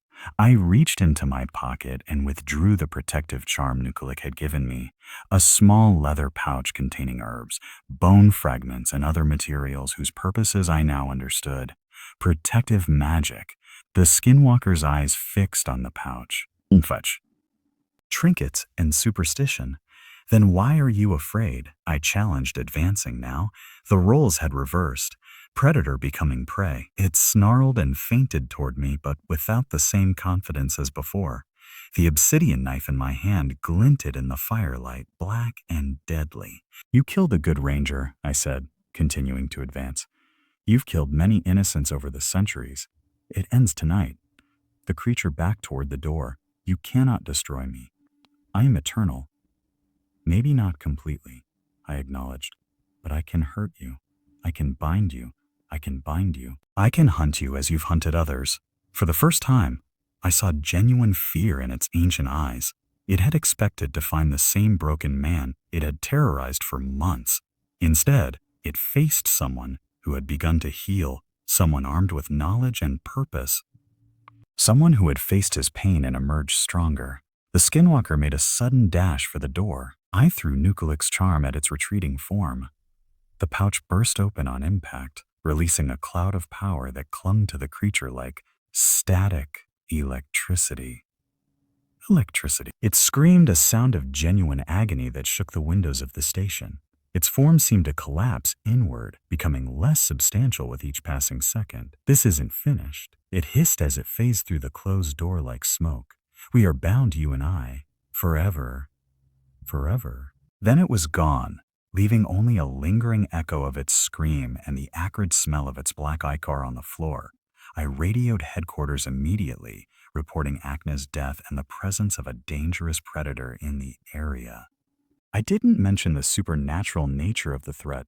They wouldn't have believed me anyway. A search team arrived the next morning. They found Acna's body in a storage shed behind the station, partially consumed. The official report would later blame a rogue bear or wolverine. Despite the inconsistencies in the evidence, I knew better, and I knew the skinwalker was still out there, wounded but alive. After the search team departed with Acna's remains, I sat alone in Taiga Station, contemplating my next steps. The skinwalker had been right about one thing. We were bound now, hunter and hunted, though the roles had begun to shift. My radio crackled with an incoming transmission. I expected headquarters with follow-up questions about the incident report. Instead, a familiar voice spoke. The binding was incomplete. Kosiki? I replied, startled. The creature retreats to heal, but it will return stronger. More cautious. The old man's voice was clear despite the distance. You wounded it significantly. Well done. How are you contacting me? This is a ranger frequency. He ignored the question. It fears you now, Aklak. Fear is power. Use it. I need to end this permanently, I said, before it kills again. Yes, but not alone. There was a pause. Nukulik has my location. Come when you're ready to finish what you started. The transmission ended abruptly. I tried to respond to ask more questions, but received only static in return. I stared out the window at the vast Alaskan wilderness stretching to the horizon. Somewhere out there, the skinwalker was nursing its wounds, planning its next move. And somewhere, Kosiki waited with answers, or at least a path forward. The decision wasn't difficult. I had come to Alaska seeking escape, but had found purpose instead. Not just as a ranger who helped lost hikers, but as something more, a guardian against threats most people would never understand or believe. I packed my gear, including the obsidian knife, and what remained of Nukulik's protective charms. The hunt would be dangerous, the outcome uncertain. But for the first time since losing my family, I felt clear-headed and resolved. The skinwalker had fed on my pain for months, growing stronger with each feeding. Now that same pain had been transformed into determination, a weapon against the very creature that had exploited it. We were bound, the skinwalker and I, predator and prey, hunter and hunted. And I was done being hunted. As I stepped out into the winter morning, I felt the watchful presence of the wilderness around me. Ancient, powerful, indifferent to human concerns, but also alive with entities and energies I was only beginning to understand. The path ahead would be difficult, but I wasn't running anymore. I was standing my ground.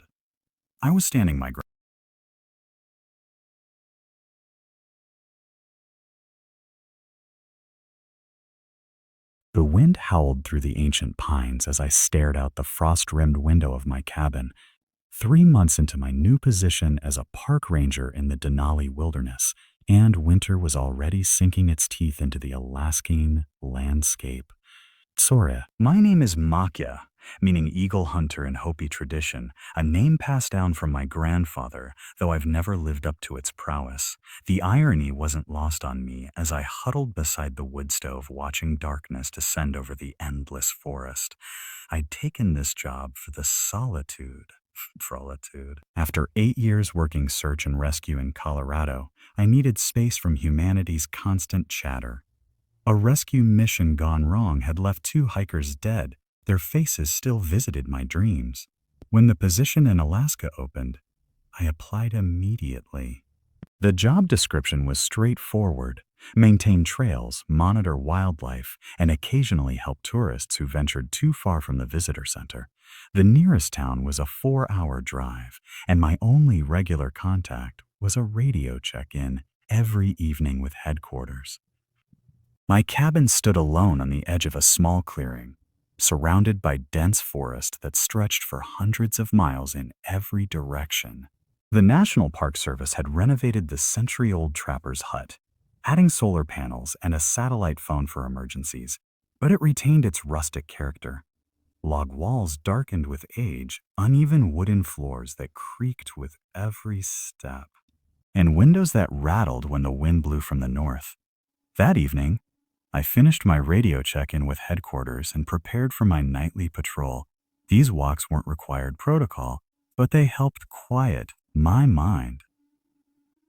I dressed in layers: thermal underwear, flannel shirt, down jacket, and waterproof outer shell. The temperature had dropped to 15 below, and the forecast promised worse in the coming days. The forest changed at night. What seemed peaceful during daylight transformed into something watchful after dark. My headlamp carved a narrow tunnel through the blackness, beyond which anything might lurk. I followed my usual route, checking the perimeter markers and listening to the wilderness. About a mile from my cabin, I noticed something unusual, tracks in the fresh snow that didn't match any animal I recognized.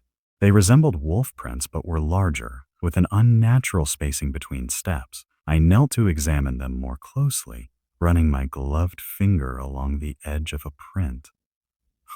The hair on my neck stood up.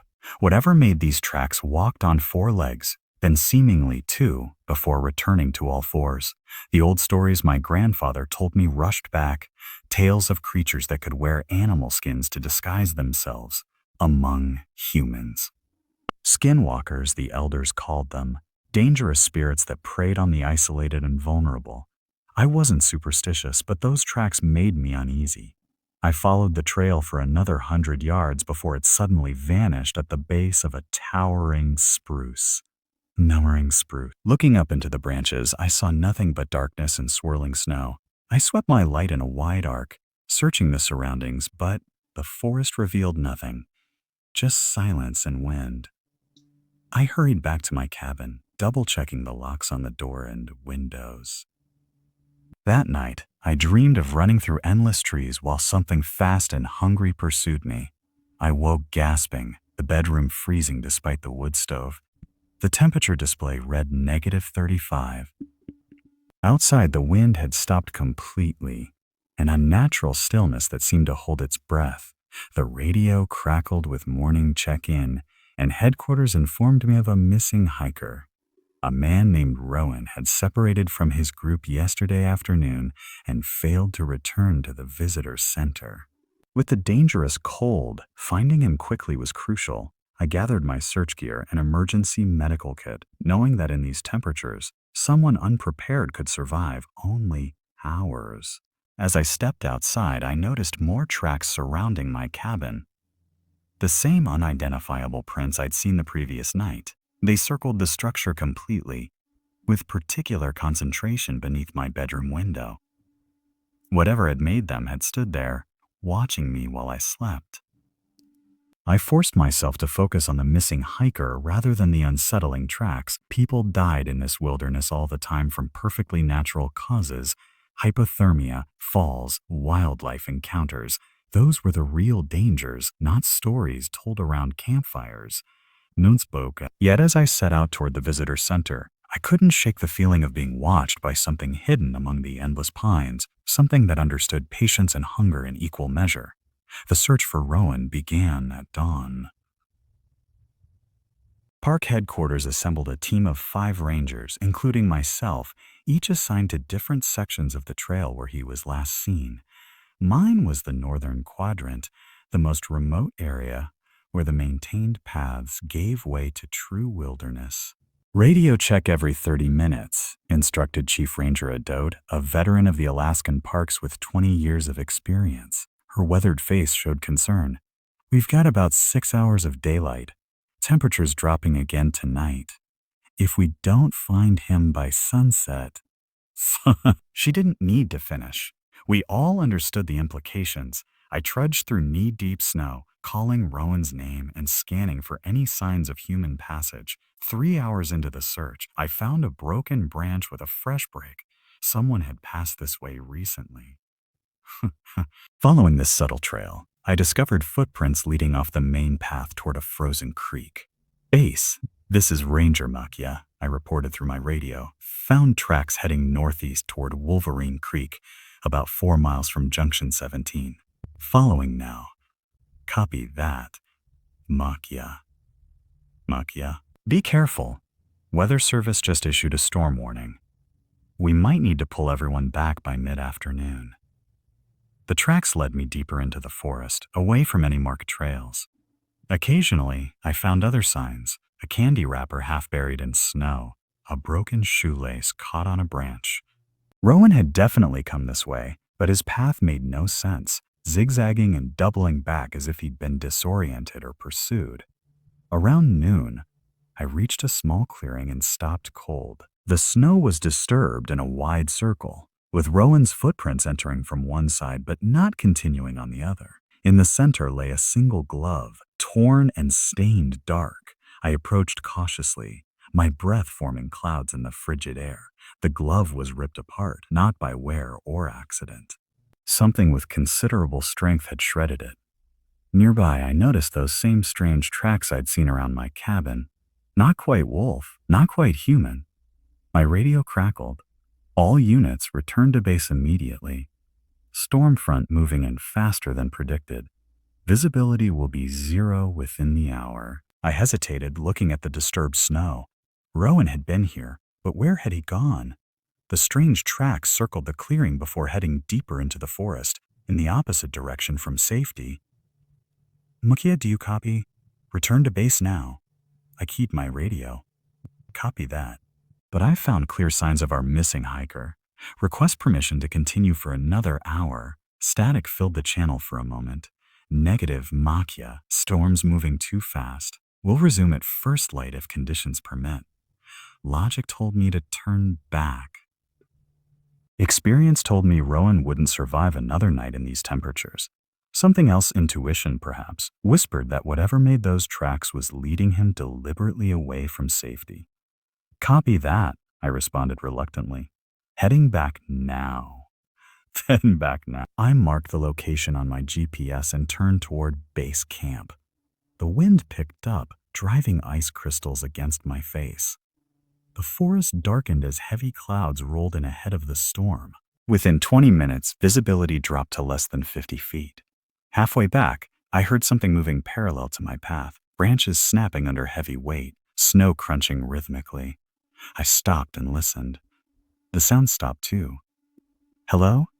I called, my voice swallowed by the thickening snowfall. Rowan, is that you? No response, but when I resumed walking, the sounds returned, keeping pace with me, always just out of sight.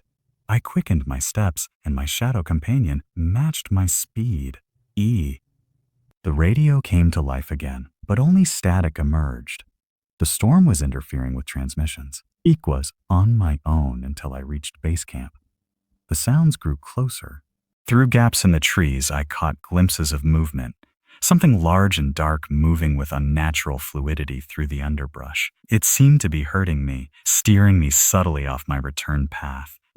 I checked my GPS and realized I'd drifted nearly half a mile from my intended route.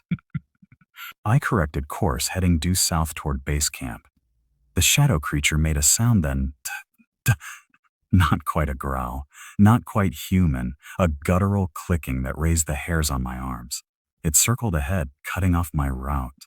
Darkness was falling fast, the storm and approaching night combining to create premature twilight. I switched on my headlamp, though its beam seemed feeble against the encroaching blackness. Through swirling snow, I caught my first clear glimpse of my stalker.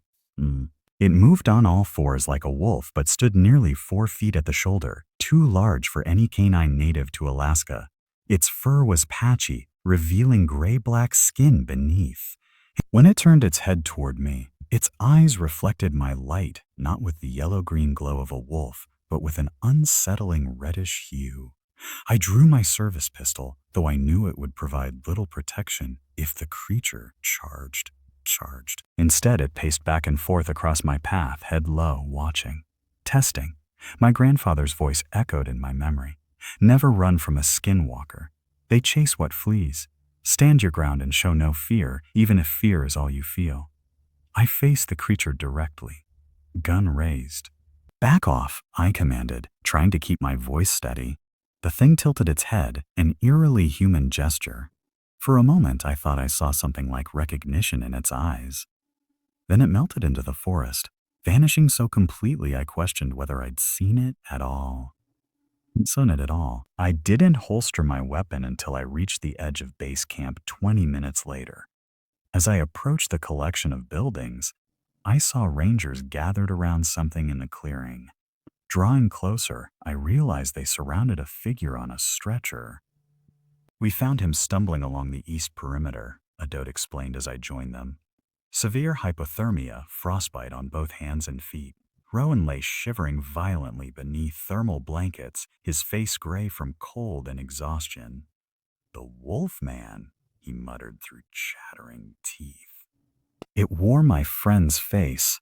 The medics exchanged glances, clearly attributing his words to hypothermia-induced confusion. But cold dread settled in my stomach as I recalled what I'd seen in the forest. Did anyone else encounter unusual tracks out there today? I asked the assembled rangers. Like wolf prints but larger? They shook their heads, looking at me curiously. Just asking, I said, trying to sound casual. Thought I saw something strange. That night in my cabin, the storm raged outside, wind howling through the trees like a living thing in pain. In pain. I sat by the window, watching the darkness, pistol loaded beside me. In the brief moments when the wind paused for breath, I heard scratching at my door, gentle at first, then more insistent. Like something testing how much force would be needed to get inside. 3 days passed after we found Rowan. The storm finally broke, leaving behind 4 feet of fresh snow and temperatures cold enough to freeze exposed skin in minutes. Rowan had been airlifted to Anchorage, where doctors were fighting to save his frost-damaged hands and feet. His rambling about a wolf man wearing his friend's face was dismissed as the hallucination of a man nearly dead from exposure.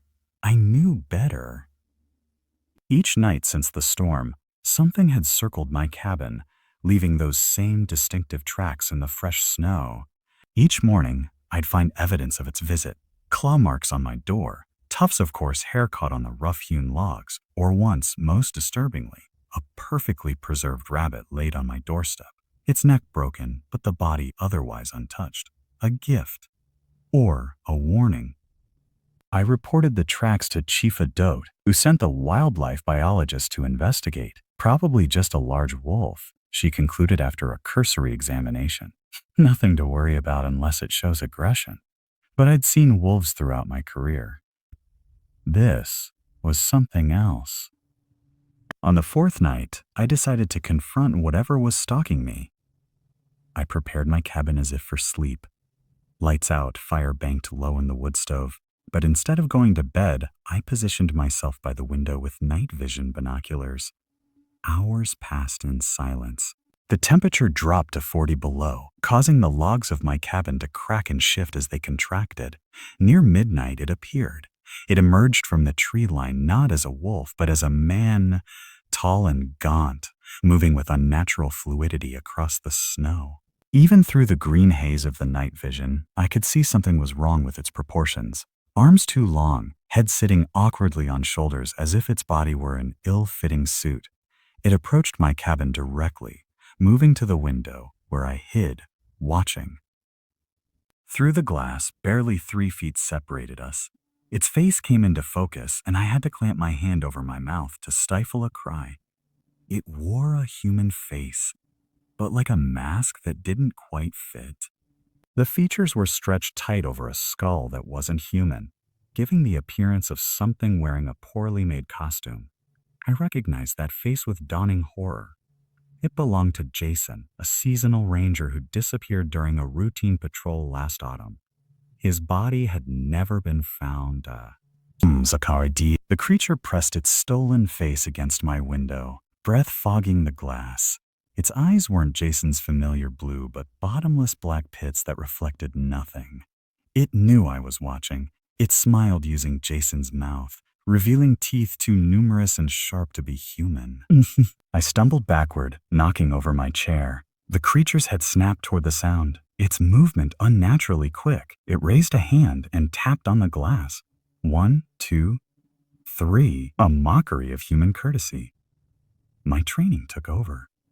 I grabbed my rifle from beside the door and chambered around. The sound was unmistakable in the quiet cabin. The thing outside tilted its head, considering. Then it spoke, using Jason's voice but with all wrong cadences. "Make-hay, it said, mangling my name. "Let me in. Cold outside." Its words triggered a primal terror unlike anything I'd experienced. This wasn't just a predator. It was intelligence twisted into something thoroughly wrong. "Go away," I shouted through the glass. "Whatever you are, leave this place." It pressed its palms against the window.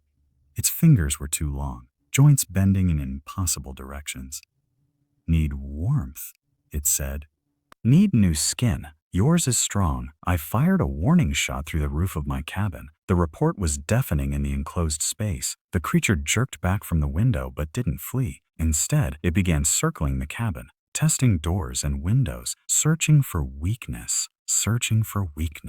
I tracked its movement, heart pounding. When it reached the back door, I heard scratching, then a splintering sound. It was forcing its way in. I positioned myself with a clear line of fire and waited, finger on the trigger. The door burst inward and cold air rushed into the cabin. The creature filled the doorway, larger than any man, its borrowed face stretched in a rictus grin. I fired twice, center mass. The impact drove it backward into the snow. For a moment it lay motionless, and I thought I'd killed it. The unit rose, showing no blood where the bullets had struck. So it looked down at the holes in its chest with curiosity rather than pain. Old skin, it said, plucking at the torn flesh. Need new. It lunged forward with impossible speed. I fired again, catching it in the shoulder, spinning it halfway around. It recovered instantly and was on me before I could chamber another round. The rifle was torn from my hands and sent clattering across the floor. Its weight drove me down, pinning me to the wooden boards. Up close, the wrongness of it was overwhelming. The smell like wet fur and rotting meat, the borrowed face sliding subtly over the skull beneath, as if poorly attached. Its hands closed around my throat, fingers unnaturally strong. Give skin, it hissed, face inches from mine. Won't hurt much. Darkness crept into the edges of my vision as it squeezed. With fading strength, I reached for anything to use as a weapon. My fingers closed around the iron poker beside the wood stove. I swung with all my remaining strength, driving the pointed end deep into the creature's eye. It shrieked, a sound no human or animal throat could produce, and reared back, clawing at the poker protruding from its face. Black ichor pulsed around the wound, steaming in the cold air. It thrashed wildly, knocking over furniture, ripping gouges in the wooden walls with claws that had replaced its human-seeming hands. I scrambled away, grabbing my fallen rifle. The creature staggered toward the open door, movements jerky and uncoordinated. Before it reached the threshold, I fired again, hitting it squarely in the back of the head. It pitched forward into the snow outside. I approached cautiously, rifle raised. The thing lay face down in a spreading pool of black fluid that hissed and bubbled where it touched the snow. Using the rifle barrel, I nudged it onto its back. Jason's face was sliding off like a wax mask left too near heat, revealing glimpses of something beneath that my mind refused to fully process. Something with too many teeth and eyes in the wrong places. The exposed flesh seemed to be dissolving, breaking down into that same black ichor that steamed in the frigid air. By morning, nothing remained but a dark stain in the snow and a lingering smell of corruption. I reported the incident as a wolf attack, claiming the animal had been rabid and its body had been carried off by scavengers. No one questioned my story. In these remote regions, the wilderness claimed many secrets. I requested transfer from Denali the following week. Chief Adot seemed unsurprised, attributing my decision to the traumatic wolf attack. I didn't correct her assumption. Before leaving, I hiked out to the clearing where I'd found signs of Rowan's encounter. The area was undisturbed except for a crude structure assembled from branches against a large spruce. Inside, I discovered shreds of clothing belonging to missing hikers dating back several seasons. Jason's Park Service jacket among them. I burned the entire site, watching until nothing remained but ashes. Some things shouldn't be left for others to find. I've been stationed at Olympic National Park for 3 years now. The temperate rainforest bears little resemblance to the harsh Alaskan wilderness I left behind. Here, the threats are mostly ordinary. Hypothermia, injuries, the occasional aggressive wildlife. Nothing that keeps me awake at night. At least that's what I tell myself. The official report on the Denali incidents concluded that a particularly aggressive wolf had been responsible for the attacks. Rowan recovered physically, though he never returned to hiking. Jason's disappearance remains unsolved, categorized as presumed wilderness casualty, a euphemism for those the wilderness claims without witnesses. I never shared what I really saw that night. Who would believe me? Even now, sitting in my new cabin surrounded by the gentle sounds of the Pacific Northwest forest, I sometimes doubt my own memories. Perhaps it was just a wolf, deformed or rabid. Perhaps the isolation and extreme conditions affected my perception. Then the letter arrived. No return address, postmarked from a small Alaskan town near Denali. Inside, a single sheet of paper with a short message written in blocky, childlike script. Miss you May K.A. Skin healed, coming to visit. Below the words, a crude drawing of a cabin in the woods, with a stick figure watching from the trees. I burned the letter immediately, but its message had already seared itself into my mind. They say knowledge is power, but some knowledge is a burden that can never be set down. I know now that the old stories weren't just meant to frighten children around campfires. They were warnings, passed down through generations, survival guides for a world where not all predators can be seen or understood. I've reinforced my cabin windows with iron bars and installed motion sensor lights around the perimeter. My colleagues think I'm paranoid. Perhaps I am.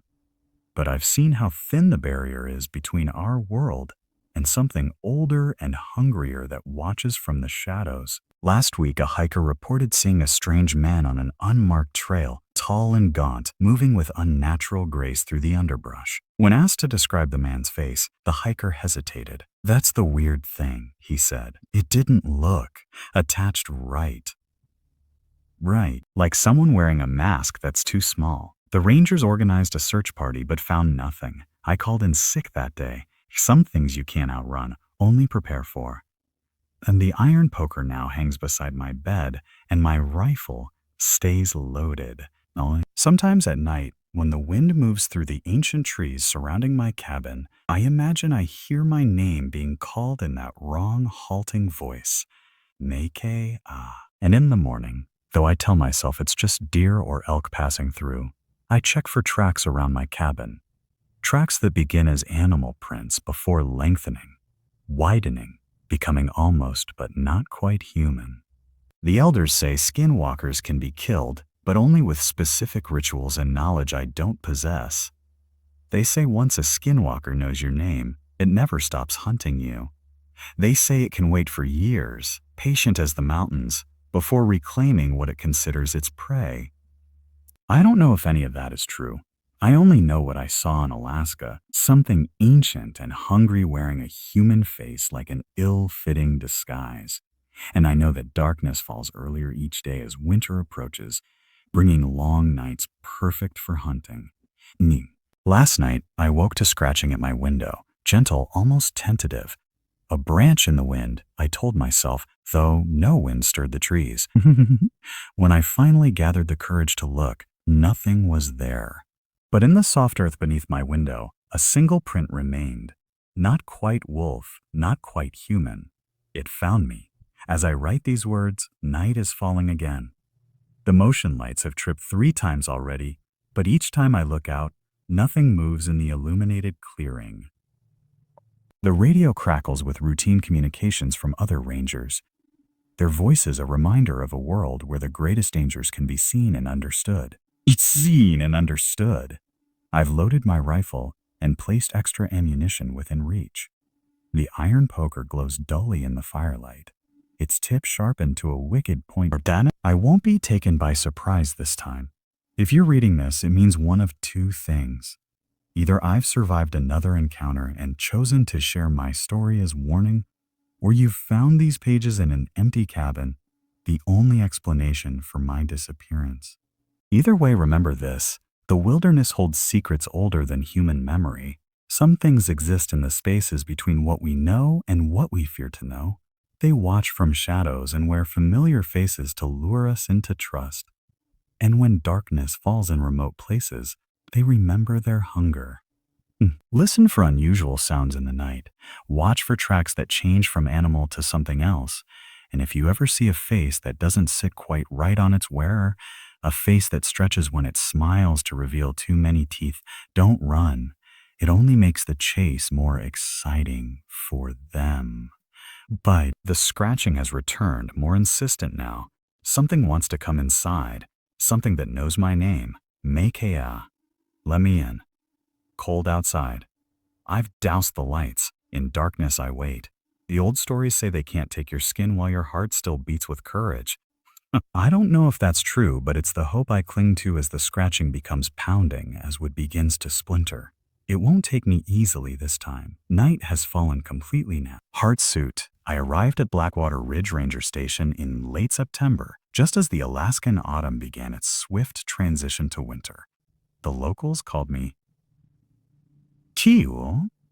It wasn't my birth name, but after spending years learning from the elders while growing up near the border of Denali National Park, it felt more authentic than the name on my driver's license. The station sat nestled between towering pines at the edge of 6 million acres of protected wilderness.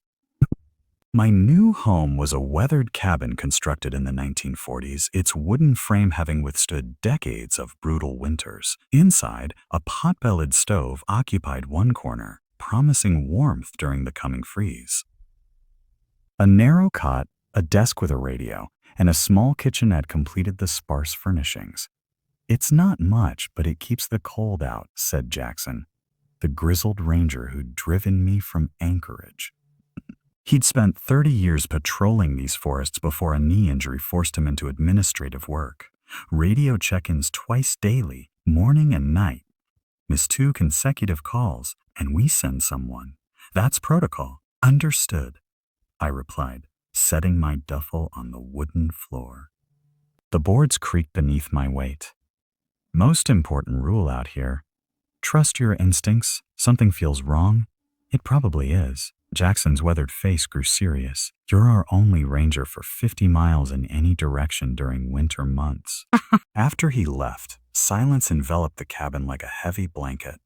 I unpacked my few belongings, arranged my survival gear, and studied the maps of my patrol area. The vast wilderness stretched in all directions. Dense forests, mountain passes, and frozen lakes that would soon become impassable. I took this job after my discharge from the Army. 3 tours in Afghanistan left me with memories I couldn't outrun in the city. Out here, the wilderness offered something I desperately needed: space to breathe, to heal. The isolation that deterred most applicants was precisely what attracted me. That first night, I sat on my cabin's porch watching darkness consume the forest. The temperature dropped sharply as the sun disappeared. Time disappeared. Stars emerged in impossible numbers, their cold light illuminating the landscape in ghostly blue. Wind whispered through the pines, creating sounds almost like distant voices. A lone wolf howled somewhere in the darkness, its call echoing across the valley. Another answered from closer. Too close. Too close. I scanned the tree line with my flashlight, its beam swallowed by the darkness. Nothing visible but the weight of unseen eyes pressed against me. The radio crackled. Blackwater Ridge, this is dispatch. Radio check, over. I hurried inside. Dispatch, Blackwater Ridge. Reading you clear, over. Ding you clear, over. Welcome to the wilderness, Acul. Sleep tight, dispatch out. As I prepared for bed, something scratched against my cabin's north wall. Gentle at first, then more insistent.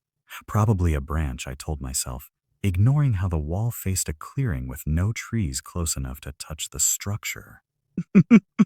The scratching stopped abruptly, replaced by silence so complete it hummed in my ears. Then came 3 distinct knocks on my door. I froze, hand instinctively reaching for the hunting knife at my belt. It was nearly midnight. No one should be out here. Hello? I called, approaching the door cautiously. No answer, just the howling wind. I opened the door a crack, rifle ready. Empty darkness greeted me. The clearing before my cabin lay undisturbed. No footprints in the thin dusting of early snow. No disturbance of any kind. A branch snapped in the forest beyond, then another, tracking a path parallel to the clearing's edge. Something moved just beyond my vision, a shadow darker than the surrounding night. I closed and locked the door, telling myself it was wildlife, a moose or bear preparing for winter. But deep down, I knew better. Wild animals make distinctive sounds. They move with purpose or caution. Whatever circled my cabin moved with deliberate intent. That night, I dreamed of Afghanistan. But instead of insurgents hiding in mountain passes, something ancient and hungry stalked me through endless pine forests. I woke repeatedly, certain I'd heard my name whispered just outside my window. By morning, I convinced myself it had been nothing but new posting jitters. The bright sunlight banished the previous night's unease. I radioed in, reported all clear, and began my first patrol. I couldn't have known then that the darkness watching from the trees had been waiting generations for someone like me. Someone who could hear its call. Someone who would eventually follow. My first week passed uneventfully. I patrolled designated routes, checked hunting permits for the few sportsmen braving the early winter, and guided a lost hiker back to the nearest access road. Normal ranger duties that helped establish a comforting routine. The strangeness returned on my 8th night. A blizzard howled outside, wind driving snow against my cabin in furious waves. I sat before the pot-bellied stove, reading by lantern light after completing my evening radio check. The temperature had plummeted to 20 below, making patrol impossible until morning. At precisely 11:17 p.m., the radio came to life with a burst of static. I jumped, nearly knocking over my coffee. Instead of dispatch's clear voice, unintelligible whispers emerged from the speaker, multiple voices speaking simultaneously in what sounded like a language I'd never heard. The transmission lasted 17 seconds before cutting to silence. Keyed the mic. Dispatch Blackwater Ridge. Received unclear transmission. Please repeat. Over. No response. Just dead air. I tried again, then checked the equipment. Everything appeared functional. According to protocol, I noted the incident in my log and decided to report it during morning check-in. That's when the scratching resumed, no longer confined to one wall, but surrounding the entire cabin. It moved in patterns too deliberate to be branches. The sound circled my shelter, pausing occasionally before continuing with renewed intensity. I grabbed my rifle and flashlight, swinging the beam across each window in turn. Nothing visible through the swirling snow. The scratching continued, now punctuated by those same 3 measured knocks, this time on each wall in succession. North wall, 3 knocks. East wall, 3 knocks. South wall, 3 knocks. West wall, 3 knocks. The pattern repeated 3 times before stopping abruptly. Then came the footprints. I noticed them the next morning while clearing snow from my porch. A single set of barefoot human prints circled my cabin exactly 7 times. Each print was perfectly formed despite the blizzard that should have obliterated any tracks within minutes. More disturbing was their nature, human-shaped but wrong. The toes were too long, the arch too pronounced.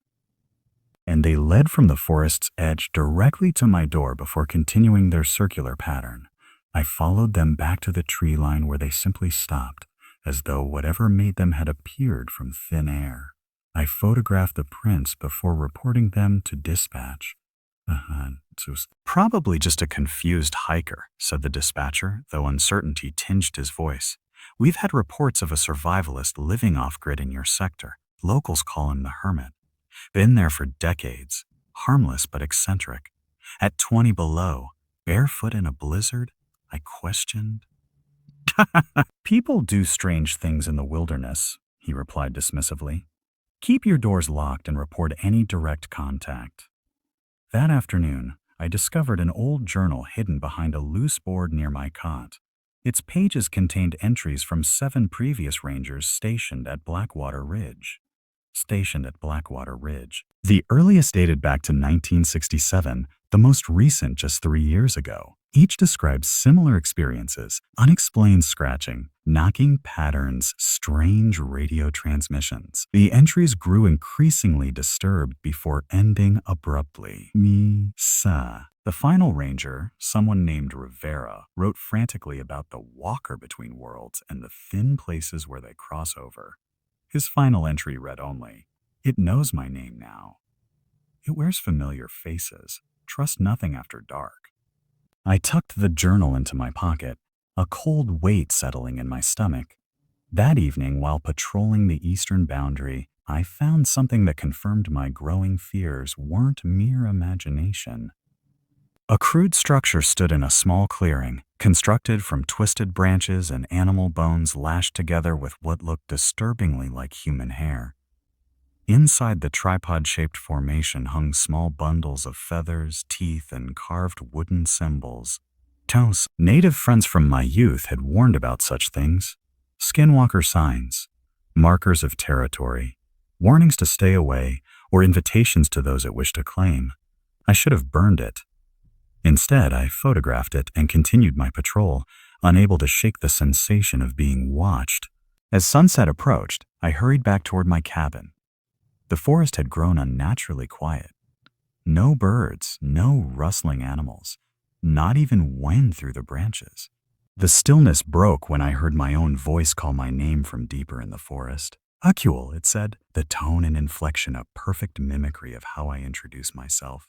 I froze, rifle raised toward the sound. Akul, it repeated, closer this time. I'm hurt. Need help. I backed away slowly. Dispatch, Blackwater Ridge, I whispered into my radio. Possible emergency situation. Unknown individual in Sector 7. Only static answered. The voice in the forest chuckled. My laugh. But distorted somehow, stretched too long and ending in something like a growl. I ran. Behind me, branches snapped as something gave chase. I reached my cabin just as darkness swallowed the forest. Locking the door, I grabbed my satellite phone, the emergency backup seldom used except for true crises. No signal. I tried the radio again with the same result, nothing but static and whispers. Something moved past my window, a figure walking upright, but with an unnatural gait, as though its joints bent in too many places. I caught only a glimpse before it disappeared around the cabin's corner. 3 knocks sounded on my door. Then my own voice spoke from just outside. Let me in, Akul. It's not safe out here. I remained silent, rifle aimed at the door. I know you're listening, the voice continued, still mine but subtly changing, stretching into something ancient and hungry. We've been watching you since you arrived. You hear us better than the others. What do you want? I finally asked. Laughter answered. Multiple voices now, all speaking simultaneously in that strange language I'd heard on the radio. Then silence for several minutes. I nearly convinced myself whatever it was had gone when scratching began on the roof. Slow, deliberate movements tracking from one end to the other. Dust fell from the ceiling as the thing's weight shifted above me. It continued all night, moving from roof to walls to underneath the cabin itself. By morning, I was exhausted, nerves frayed from constant vigilance. The radio remained dead. The creature mercifully had fallen silent as daylight returned. I decided to seek out the hermit. If anyone knew what haunted these woods, it would be someone who'd survived here for decades. I gathered supplies for several days, left a note detailing my plans in case someone came looking, and headed deeper into the wilderness. According to local rumors, the hermit lived near the base of Coldwater Mountain, about 15 miles northeast of my station. The journey took most of the day. As the sun began its early winter descent, I spotted smoke rising from a cleverly concealed valley. Following game trails down a steep incline, I discovered a small cabin nestled against the mountainside, partially built into the rock itself. Unlike the crude structure I'd found in the forest, this dwelling showed careful craftsmanship. Protective symbols adorned the door and windows. Some I recognized from my native friends, others unfamiliar but clearly meant as wards. I approached cautiously, calling out before reaching the clearing. Hello, I'm Ranger Akul from Blackwater Ridge. The door opened slowly. An elderly man emerged, his weathered face suggesting mixed heritage. Native Alaskan and European, perhaps. Despite his age, he stood straight, eyes sharp and assessing. You shouldn't have come, he said simply. He shouldn't have come, he said simply. But since you're here, better inside before sunset. The cabin's interior surprised me, clean, organized, and filled with books. A ham radio setup occupied one corner, far more sophisticated than my standard issue equipment. You've drawn its attention, he said without preamble, gesturing for me to sit at a small table. Few do. Most rangers pass through these woods unseeing and unnoticed. What is it? I asked. The people call it different names. Skinwalker, Wendigo, Kalupalik, old as this land. Unto. He poured tea from a pot warming on his wood stove. It hunts differently than natural predators, chooses its prey carefully, studies them, learns to mimic their voice, their loved ones. Why me? Some people hear the old world better, the spaces between things. He tapped his temple. She tapped his temple. You've seen combat, walked close to death. The veil's thinner for you now. He explained how the entity had been trapped in this region centuries ago by a medicine man whose name had been deliberately forgotten. Oof. Powerful rituals bound it to these woods, preventing it from leaving but not from feeding occasionally. It grows hungry during winter months, the hermit continued. When humans are scarce, it's patient though, will spend weeks stalking suitable prey. How have you survived here? I asked. He showed me the protective symbols carved into every surface of his home. Respect and vigilance. I never travel after dark, never respond to voices in the woods, and I leave offerings at the old stones monthly. Before I could question him further, his radio crackled to life. Through the static, I heard my own voice calling for help, claiming to be trapped, injured, desperate. The hermit switched it off. It knows you're here, tracking you. His expression darkened. You need to leave at first light. Return to your cabin and request immediate transfer. Immediate transfer. Some battles can't be won. That night, I slept fitfully on the hermit's floor near the wood stove. Outside, the wind carried sounds like distant flutes playing discordant notes. Occasionally, branches would snap nearby, something pacing the clearing's perimeter. The hermit sat awake all night, shotgun across his lap, reciting quiet prayers in multiple languages. Morning brought no relief. We emerged to find barefoot tracks identical to those I'd seen at my cabin, circling the hermit's dwelling exactly 7 times before stopping directly before his door. It's never come this close before, he whispered, face paling beneath his tan. Not in 30 years. I realized then that the entity hadn't been tracking me. It had been following me, using me to locate the hermit. Perhaps his wards were weakening. Perhaps it had grown stronger. Either way, I'd led death straight to his sanctuary. I need to draw it away, I said, gathering my gear. The hermit gripped my arm. If you go out there alone, you'll die. I'll lead it back toward the ranger station. There's a hunting party expected tomorrow. People, weapons. Keep a weapon. He shook his head but pressed something into my hand. A small leather pouch containing herbs and what looked like bone fragments. Keep this close. It won't stop the walker, but it might slow it down. As I left, he called after me. Don't look back if it calls your name. Don't trust familiar faces. And whatever happens, don't enter the stone circle near Black Lake. I nodded, shouldered my pack, and began the long journey back, acutely aware of eyes watching from the trees and the snap of branches that began following after I'd traveled less than a mile. Snow began falling as I made my way back toward Blackwater Ridge. The flakes came down thick and fast, reducing visibility to mere yards ahead.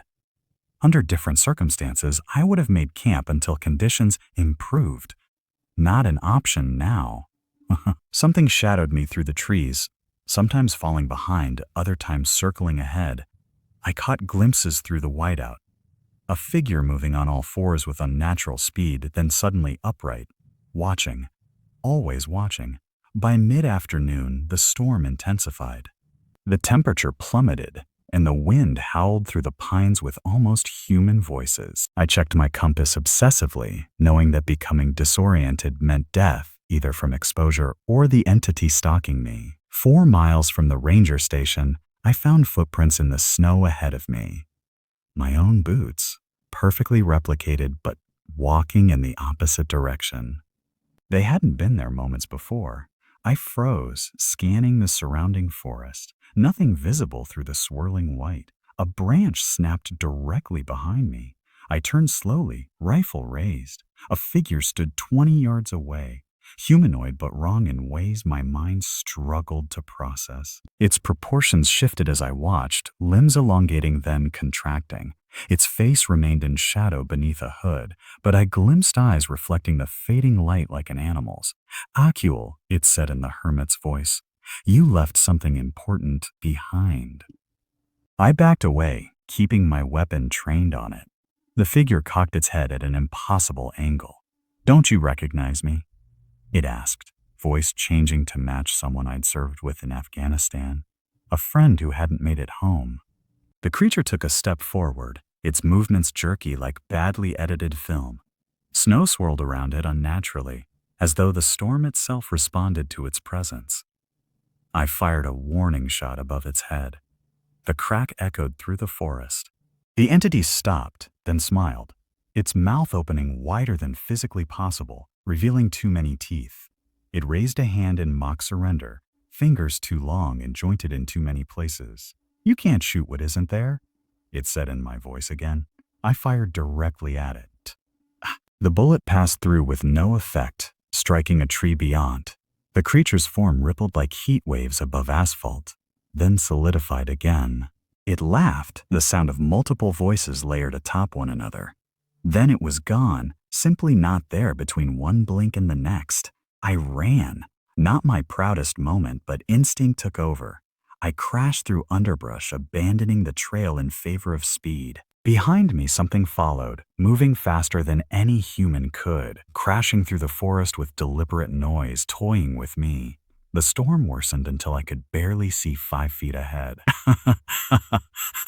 I collided with a tree, sprawling into a snowbank. Disoriented, I struggled to my feet, realizing with horror that I'd dropped my rifle in the fall. As I frantically searched the snow, a familiar voice called from the whiteout, "Ranger, over here." A figure approached through the storm, a woman in standard issue ranger gear. "Thank God I found you," she said. "Dispatch lost contact. Sent me to check." Relief flooded through me until I remembered. I was the only ranger assigned to this sector. "Who are you?" I demanded, backing away. "Ranger McCoy," she said, smiling too widely. "From the Eastern Station." I knew every ranger posted within 50 miles. There was no McCoy. "Dispatch sent me to guide you back," the figure continued, still smiling that fixed, unnatural smile. Her eyes never blinked despite the driving snow. "You're heading the wrong direction. The station's this way." She pointed deeper into the wilderness, away from where my cabin actually lay. "I know where my station is," I replied, slowly reaching for the hunting knife at my belt. Her expression changed, smile faltering. "You're confused from the cold. Early hypothermia. Let me help you." She extended a hand.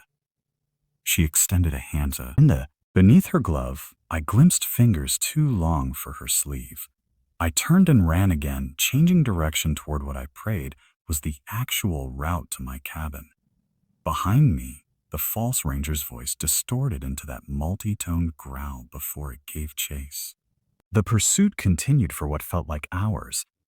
The creature would appear ahead of me wearing different faces, the hermit, fellow rangers, even my own mother once, each time trying to lure me in a different direction. Each time I refused, it grew more aggressive, its disguises less convincing. Just as daylight faded completely, I stumbled upon familiar territory, the emergency shelter 3 miles from my station. I crashed through the door, secured it behind me, and immediately set about lighting the stove. The small metal box had saved countless lives over the decades. Stocked with provisions, medical supplies, and another radio, it offered my best chance at contacting help. I tried the radio immediately. To my shock, it worked. "Dispatch emergency at Shelter 3. This is Ranger Akul. I need immediate extraction. Over." The response came through clearly. "Ranger Akul, confirm your situation. Over." I explained as calmly as possible, calling it an aggressive wildlife encounter rather than trying to describe what actually pursued me. "Understood. Weather prohibits helicopter evacuation. Ground team will depart at first light. Estimated arrival noon tomorrow. Can you maintain position?" "Over." "Affirmative," I replied, though uncertainty gnawed at me. The shelter's walls seemed suddenly thin, its metal door inadequate. Maintain radio contact hourly. Dispatch out. For several minutes after the transmission ended, silence reigned. Even the storm seemed to have quieted. I tended the stove, checked supplies, and bandaged minor injuries sustained during my flight through the forest. Then it began. Gentle at first, fingernails tracing patterns on the metal walls. Then knocking, following that same pattern of 3. The sound circled the shelter, testing each wall methodically. "Akul," came the hermit's voice from outside. "Let me in. It killed the others. I'm the only one left." I remained silent. "I know you're in there," the voice shifted, becoming something inhuman. "We've played this game with others before you. The ranger from 88. The biologist in 95. The photographer last year. They all thought shelter would save them." The knocking intensified, becoming pounding that shook the walls. Metal groaned as something immensely strong pressed against the door. The temperature inside the shelter plummeted despite the stove's heat. My breath clouded before me. Through the shelter's single window, I caught glimpses of movement. Something circling just beyond the glass, its form constantly shifting. Sometimes it appeared human. Other times it crawled on all fours, back bent at impossible angles. Hours passed this way. I maintained radio contact with dispatch, though I suspected the creature could hear every word. The entity continued its psychological warfare, alternating between threatening growls and pleas for help in voices of people I knew. Near dawn, a new sound emerged, scraping on the roof. Scraping on the roof. Claws or fingers working methodically at the seams where metal joined metal, something seeking weakness. The shelter had withstood decades of Alaskan winters, but it wasn't designed to repel something intelligent, something patient, something that understood how structures failed. As first light brightened the eastern sky, the assault suddenly ceased. Complete silence fell. I waited, counting minutes, then cautiously approached the window. Fresh snow covered the clearing, unmarked by tracks of any kind. The storm had passed, leaving behind a deceptively peaceful landscape glittering in the dawnlight. The radio crackled. "Blackwater Ridge Shelter 3, this is rescue team. ETA 4 hours. Confirm status. Over. Shelter 3 confirms. Situation stable but urgent. Proceed with caution. Over." I wanted to warn them more explicitly, but feared what revealing too much might trigger. The hermit had survived decades by showing respect, by understanding rules I was only beginning to grasp. As I awaited rescue, I realized a terrible truth. I might leave these woods, but part of me would always remain. The entity had marked me somehow, learned my patterns, my fears, my voice, and I had heard its call. The whispers between worlds that most never perceive. Outside, the pristine snow remained undisturbed as morning advanced. But somewhere in the surrounding forest, I knew it waited, patient. Hungry, ancient beyond reckoning. It would find another voice to mimic, another form to wear, another ranger to hunt when the next one arrived to replace me. And perhaps, years from now, that ranger would find this account hidden behind a loose board in the cabin at Blackwater Ridge. Another warning from another who walked too far into the spaces between worlds and heard the whispers that should remain unheard.